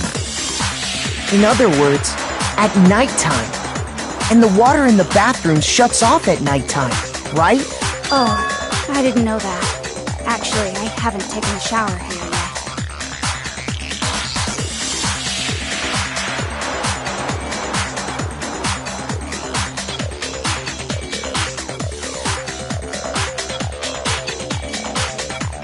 Oh my.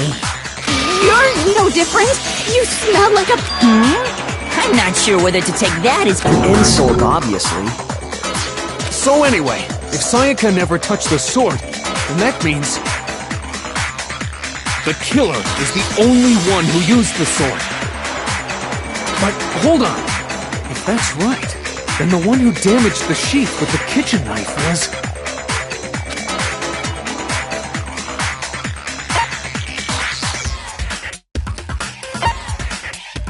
I got it! Sayaka? She had the kitchen knife? But we already said that the attack started with... The person with the knife attacked first, and the sword was used as an impromptu defense. Then the one who attacked first was... Sayaka? Now do you understand? She wasn't a blameless victim in this. No, far from it. It's almost as if she'd been planning to commit a murder of her own. She took the knife from the kitchen, then invited the culprit to the room she was staying in. And if it's true that she had the kitchen knife and attacked without provocation... Indeed. These are all the actions of an assailant. Which brings up another point. Makoto, Sayaka was the one who suggested you two switch rooms, correct? Maybe the reason she wanted to switch rooms was so that she could pin the crime on you. That is a possibility, is it not? Sayaka wanted to... on me? That would also explain why she would switch the nameplates. She wanted to get whoever she had targeted to come to Makoto's room where she was staying.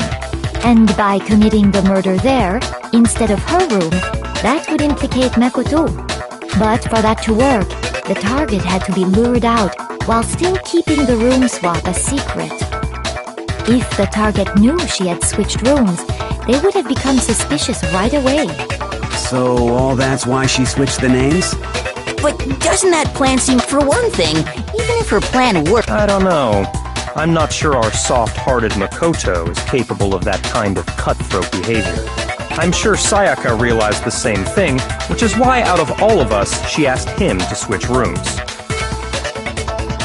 Plus, she was the ultimate pops, a totally forgettable kid. Or a national Wait, then you're saying she had this all planned out? Holy shit! But in the end, her plan backfired. She launched her attack with the knife, then found herself under attack in turn. That must be when her wrist got broken, and she was forced to drop. The tables were suddenly turned on her, and she died at the hands of the one she'd planned to murder. Just hold on! That can't be true! Because...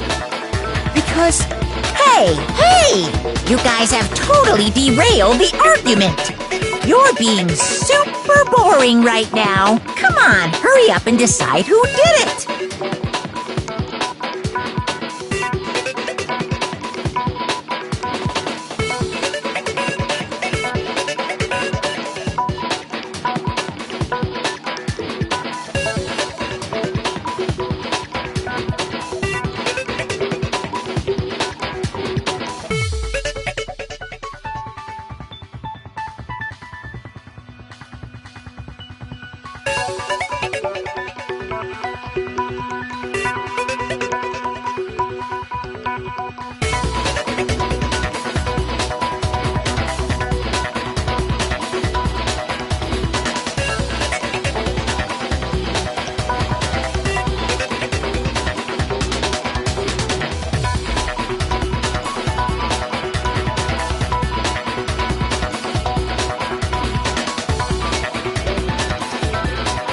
Wouldn't it be awful if I had to punish you all just because you ran out of time?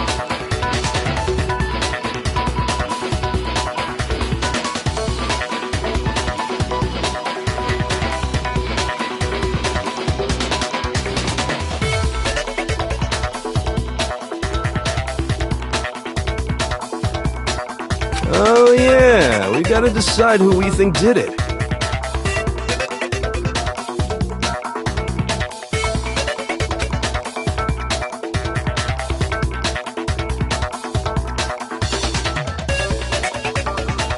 Makoto, right now you just need to concentrate on figuring out the answer to this mystery. If we can't uncover who murdered Sayaka, it's over for all of us.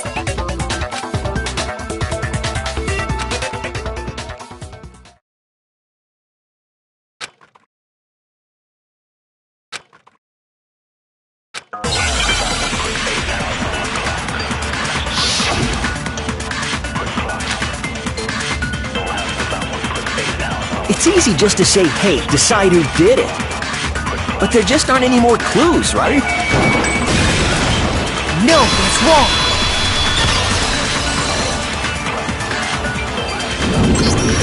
There still might be one clue left. Dining. Wait, what did you say?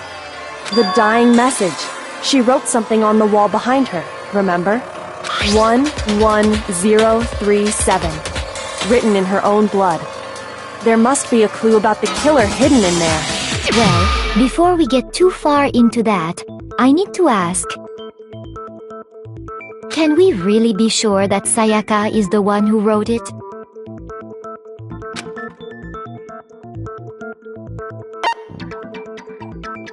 I got it! Her left index finger had blood on it. That could only be because she used that finger to write the message. I see. She broke her right wrist during the fight, so she'd have to use her left hand to write.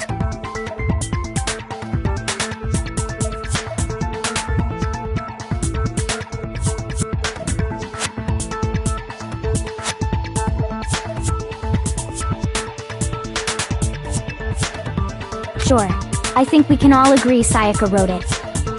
But still...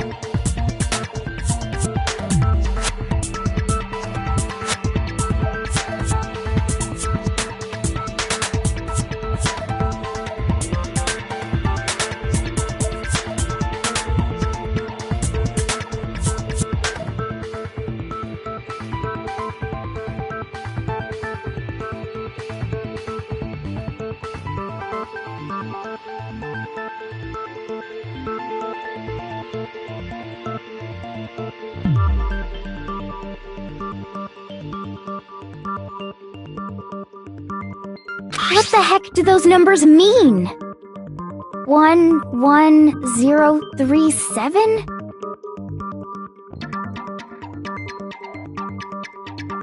Hey, Chihiro. You're a computer nerd or whatever, right? You should know all about numbers and shit. No, that's not... Yes, I'm a programmer, but I don't see any kind of meaning in these numbers. Of course. It's because they're not numbers. Oh! Yeah, it looks like... Huh? What? No, it's just... look at the numbers, assuming they're not numbers. Don't these first two, 1-1, look less like two numbers and more like one letter? Ah, you're right. The connecting line is barely there, so I assumed it was 1-1, but... Looking at it now, you could also read it as an N. Whoa! You might have finally just said something worth a shit. Our little gray cells are really getting excited now. But even if that really is an N, N037, doesn't make any more sense than before.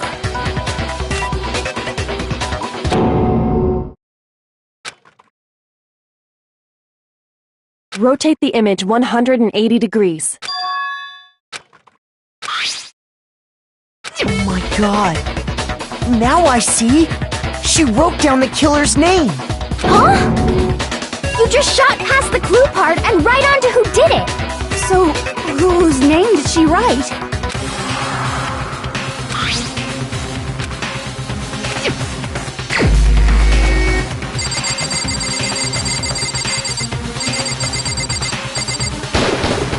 Here's my answer.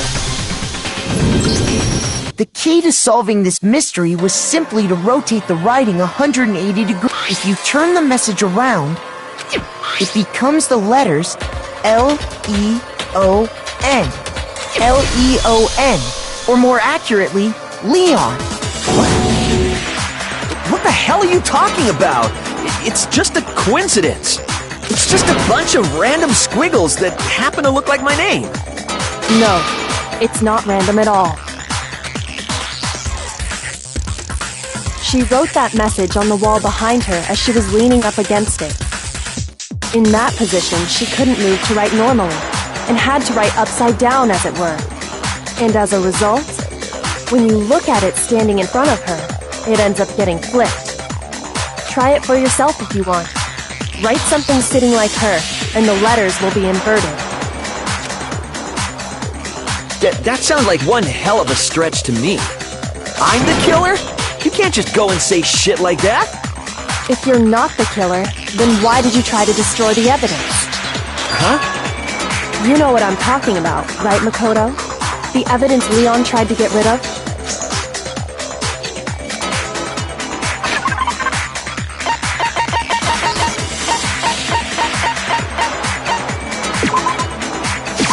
I got it! You mean the burnt shirt piece I found laying on the ground by the incinerator, right?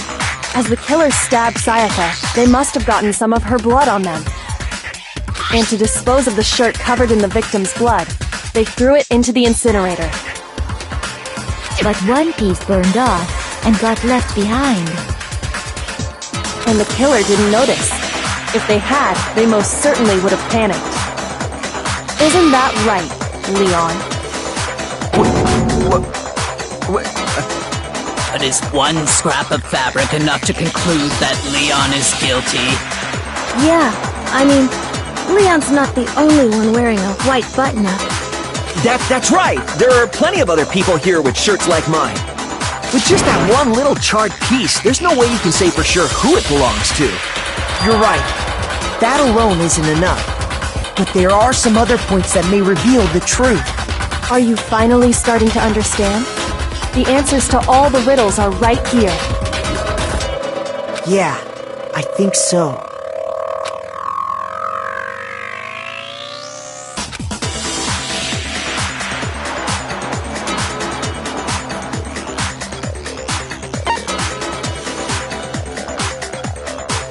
I got it! If we look closely at how the shirt was disposed of, we should be able to figure out who the killer is. Oh yeah, that's a good point. I think I know what you're gonna say. You can't reach the incinerator without opening the gate in front of the trash room, right?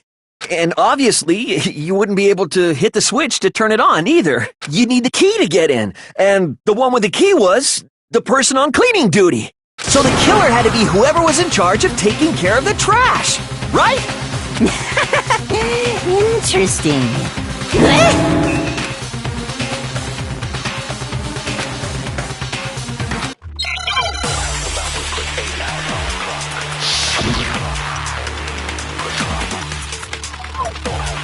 The key to the trash room. Whoever was on cleaning duty must have had it, right?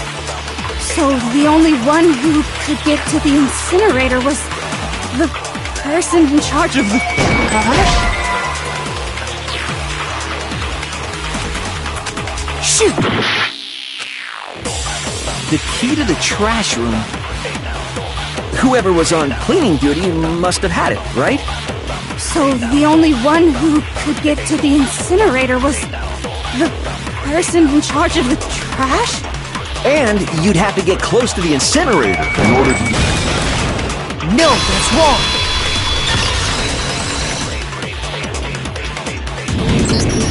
Hold on. I think I know how someone could dispose of the evidence without using the trash room key. But if you can't get past the gate, you couldn't possibly turn on the incinerator, could you? Yes, you could. If you used this. What is it, some kind of glass ball? It's busted to hell. Actually, it was supposed to be a crystal ball, but, But how would you use it? I got it! The killer simply took aim at the incinerator switch and threw the ball through a gap in the gate. All they had to do was hit that switch, and the incinerator would come to life.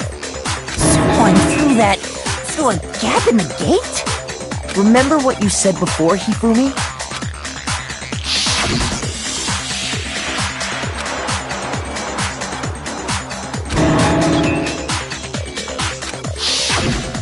Hifumi had the key, so the only way the incinerator could have been turned on without his knowledge was because the killer was able to hit the switch without opening the gate. Once they got the incinerator going, all they had to do was ball up the shirt and toss it in. Hey, come on! What the hell is this? All you have to do is look at the scene to know that the killer never actually went inside the trash room. The shards of broken glass, the incinerator left running, the piece of shirt that escaped the fire. If the killer had been on cleaning duty, the evidence would have been taken care of much more thoroughly. Wait, no, just hold on. But the distance from the gate to the incinerator has to be at least 30 feet, right? The pinpoint accuracy you'd need to throw a glass ball that far and hit something that small. Could someone really do that? That's right! There's no way! It'd be impossible! Difficult, absolutely. Impossible? I don't think so. Because the killer is... I got it! Because the killer is the ultimate baseball star. Isn't that right, Leon? Do you have any idea how stupid you sound right now? A target 30 feet away would surely be little challenge for the ultimate baseball star. You can't be serious! I'm not the killer! These goddamn shipper brains have got it all wrong, I'm telling you! You still won't admit it? Okay then. Makoto, go ahead and review the incident one more time to make his crime perfectly clear. And with that, we can end this. Listen to me! What the hell do you mean, end this? Say what you want, Leon. But all the questions have been answered. And the truth has been revealed. Now here's what happened.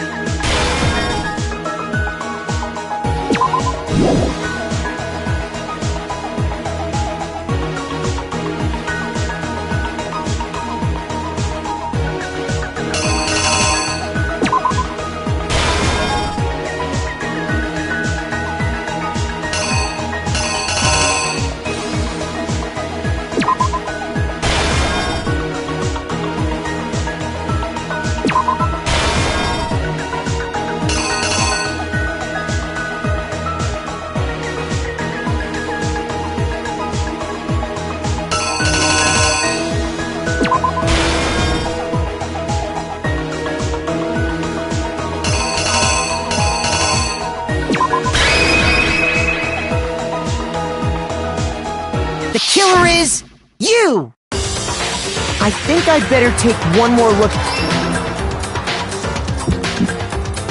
Last night, the killer went to the room Sayaka was in. In other words, my room. From what we can tell, Sayaka invited that person there intending to kill them. She attacked them with the knife she'd taken from the kitchen earlier.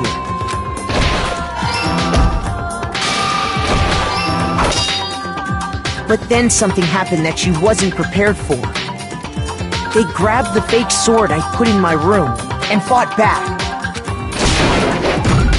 During the struggle, a strike from the sword broke Sayaka's right wrist. And that's when she lost her grip on the kitchen knife. Finding herself cornered, Sayaka panicked and ran into the bathroom. The killer went after her, but couldn't get the bathroom door open. What they didn't know was that my bathroom door got stuck easily, and there was a trick to opening it. Sayaka knew about that because I told her, but of course the killer had no way of knowing. So instead, the killer forced the door open, took the kitchen knife, and stabbed Sayaka.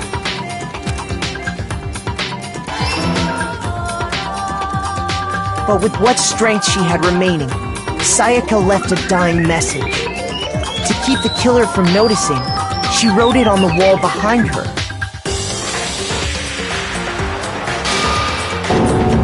And with that, all her strength was gone. With Sayaka dead, the killer quickly began destroying the evidence. First, they took off their shirt, which was covered in their victim's blood. Then they took the lint roller in my room and cleaned up the entire area. They wanted to make sure they got rid of any trace they'd ever been there. Afterwards, the killer headed to the trash room to destroy their bloody shirt. They tried to burn the shirt using the incinerator there, but the trash room was blocked off by an especially sturdy gate, preventing access to the incinerator.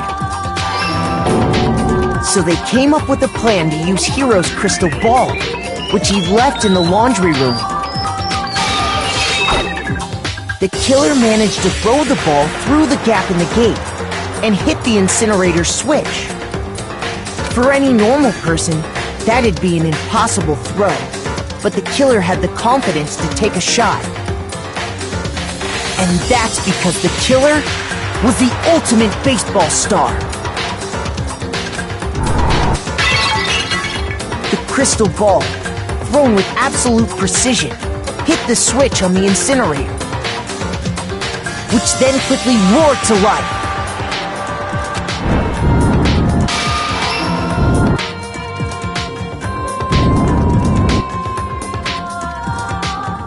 Having destroyed the final piece of evidence, they left the area with, I imagine, a sigh of relief. But there was one thing they missed. Part of the shirt they'd thrown into the fire burnt away and fell out of the incinerator. The killer didn't notice this, and so left behind a piece of indisputable evidence.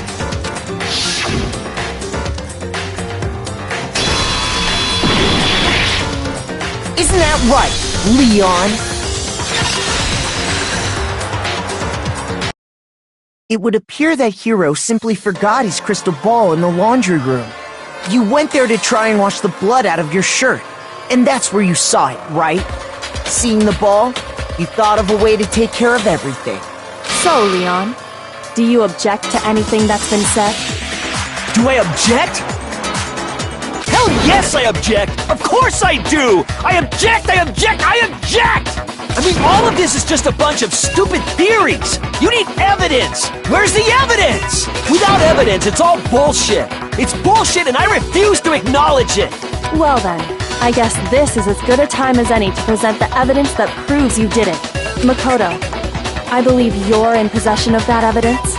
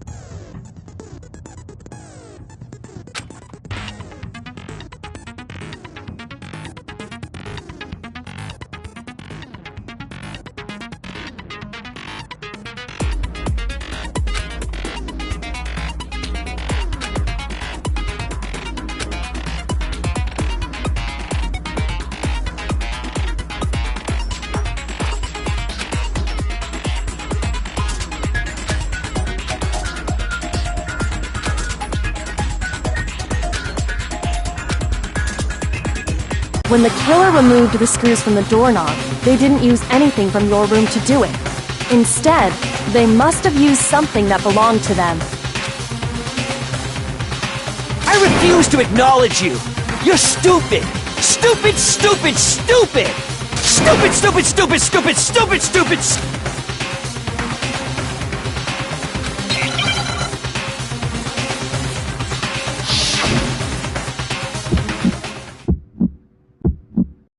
Where's your proof? You kidding me? Not a chance! It wasn't me! Stupid! You lied! Stop talking! Shut up! Where's your proof? You kidding me? Not a chance! Stupid! You lied! Shut up! Where's your proof? You kidding me? Not a chance! It wasn't me! Stupid! You lied! Stop talking! Shut up! Where's your proof?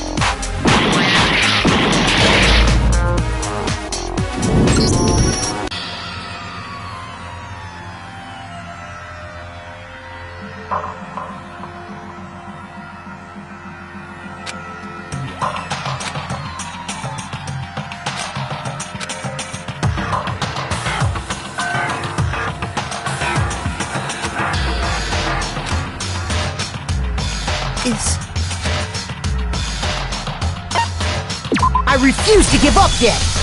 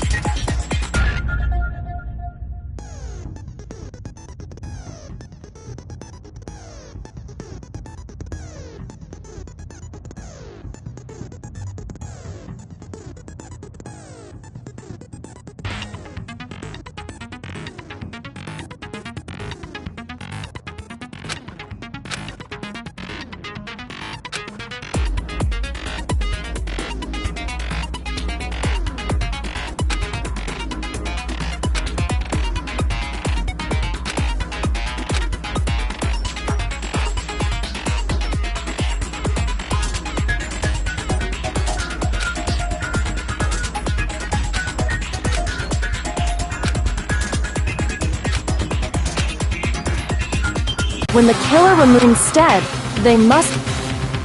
I refuse to... Stupid, stupid...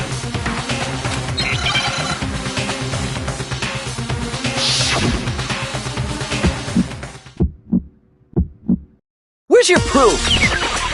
You kidding me? Not a chance! It wasn't me! Stupid! You lied! Stop talking! Shut up! Where's your proof? You kidding me? Not a chance! Stupid! You lied! Shut up! Where's your proof? You kidding me? Not a chance! It wasn't me! Stupid! Where's your proof? This should prove it!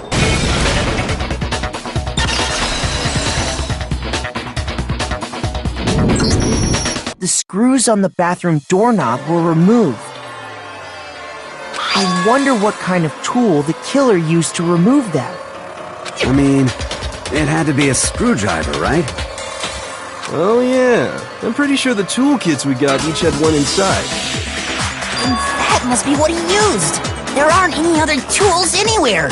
But the toolkit in my room had clearly never been used. That's because the culprit didn't know it was your room. They thought they were in Sayaka's room. Only the boys got toolkits, so the killer naturally assumed there wouldn't be one in there. Okay, then whose toolkit did the killer use? Stupid, stupid, stupid! It had to be their very own toolkit. Stupid, stupid, stupid, stupid, stupid! Leon, would you mind showing us your toolkit? If I'm right about this, then the screwdriver will show some evidence of being used. Stupid, stupid, stupid! Huh? And if you say you used it for something else, you'll have to explain exactly when, where, and why. And let me say this right now. I lost it isn't an excuse at this point.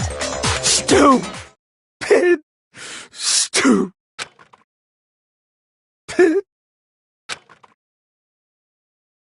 So, you have no rebuttal? Then it would seem we are finished here.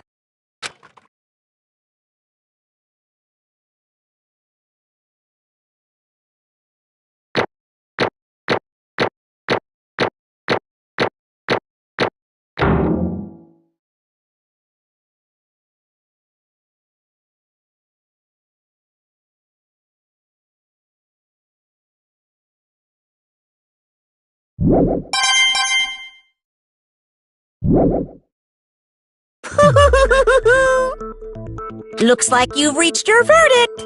Then are we ready to cast our votes? You all have a lever in front of you. Use it to make your selection.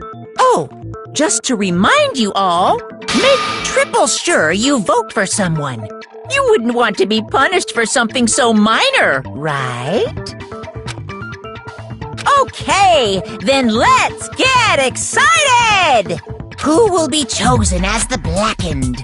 Will you make the right choice or the dreadfully wrong one? What's it gonna be? What's it gonna be?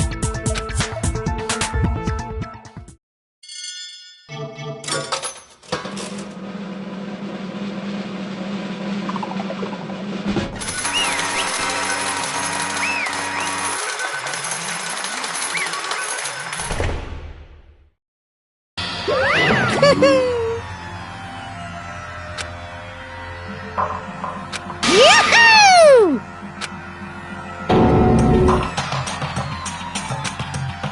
Huh? Hey, hold on. But... You son of a bitch! I didn't have a choice. So, that's why... None of you are any different!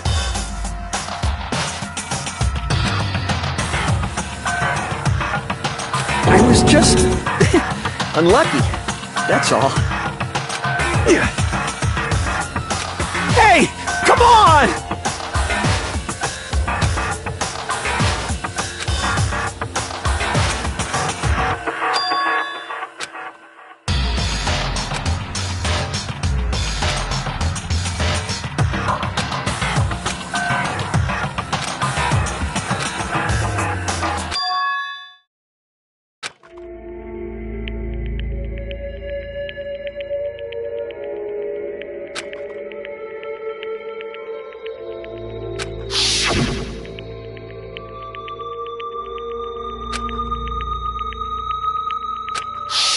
Why?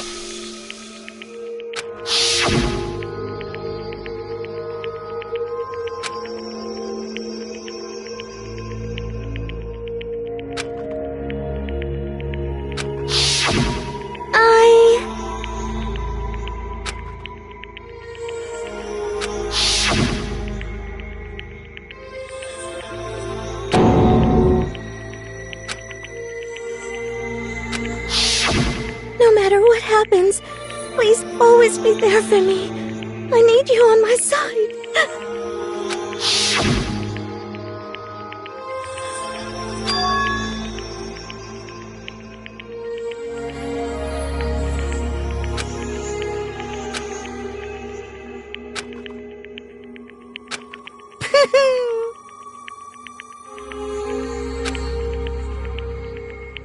Ba-bum, ba-bum. Phew!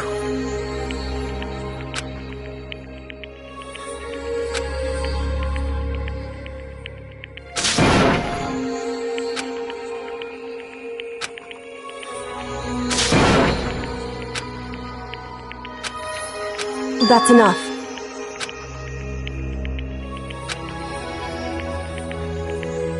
Calm down.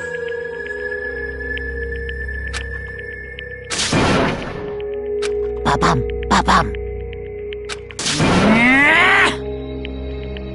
Yes, indeed.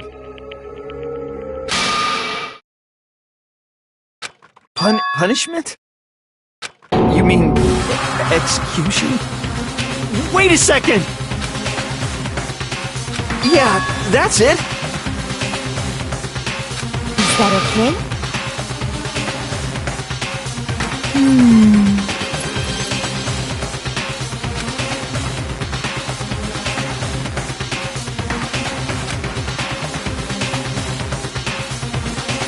Do you understand?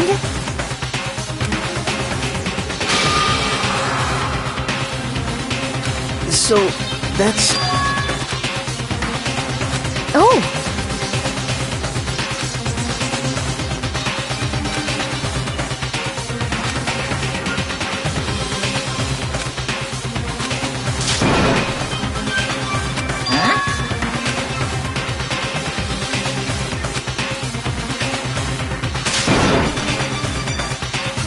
Unbelievable. Hey,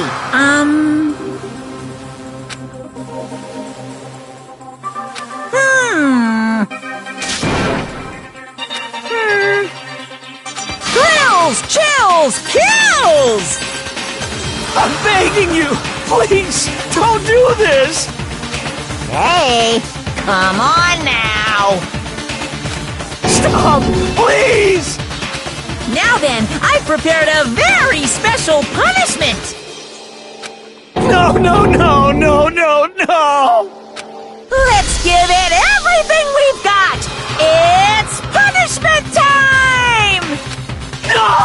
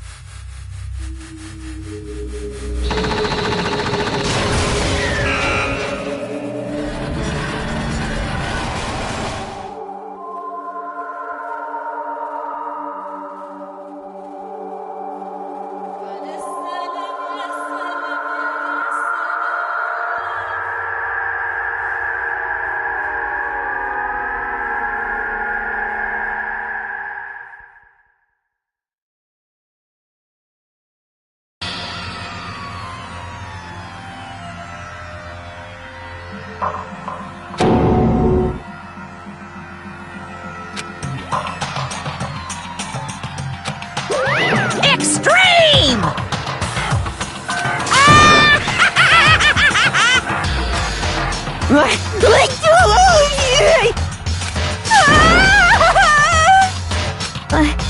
I can't take it. Well?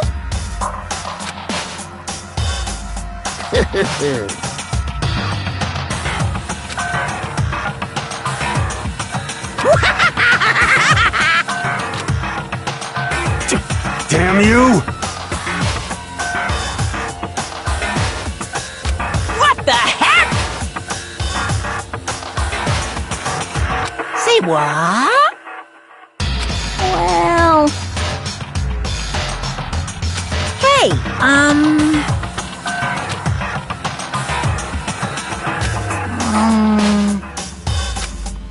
Shit.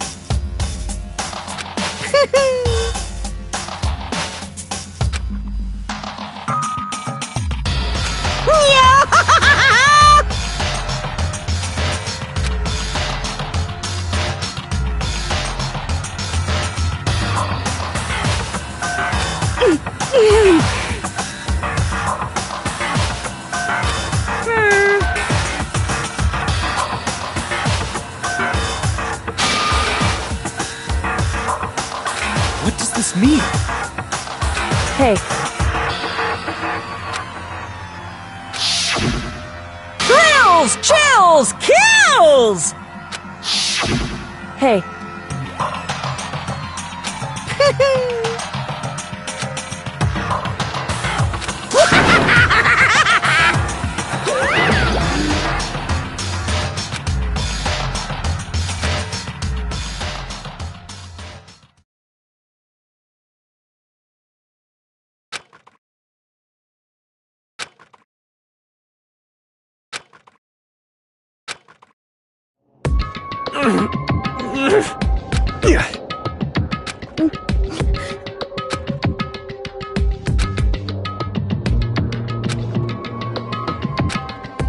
just a second. Makoto.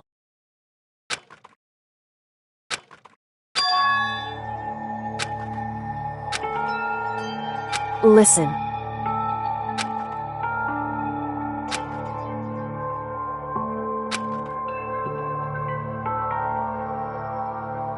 It's true.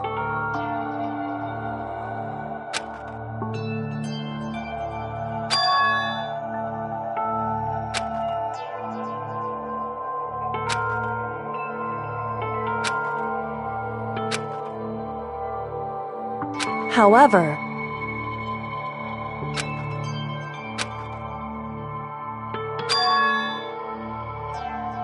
so...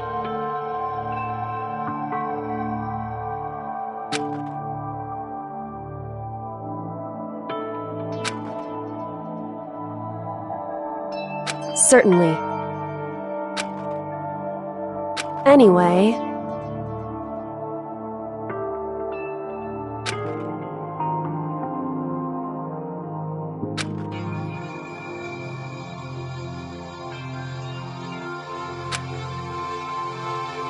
Right.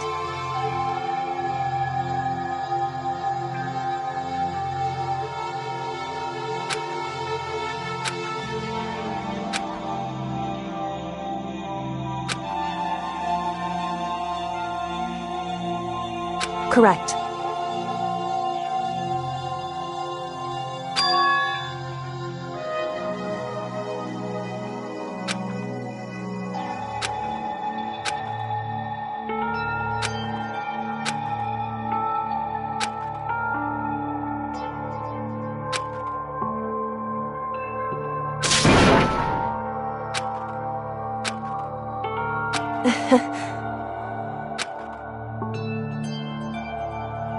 Hey.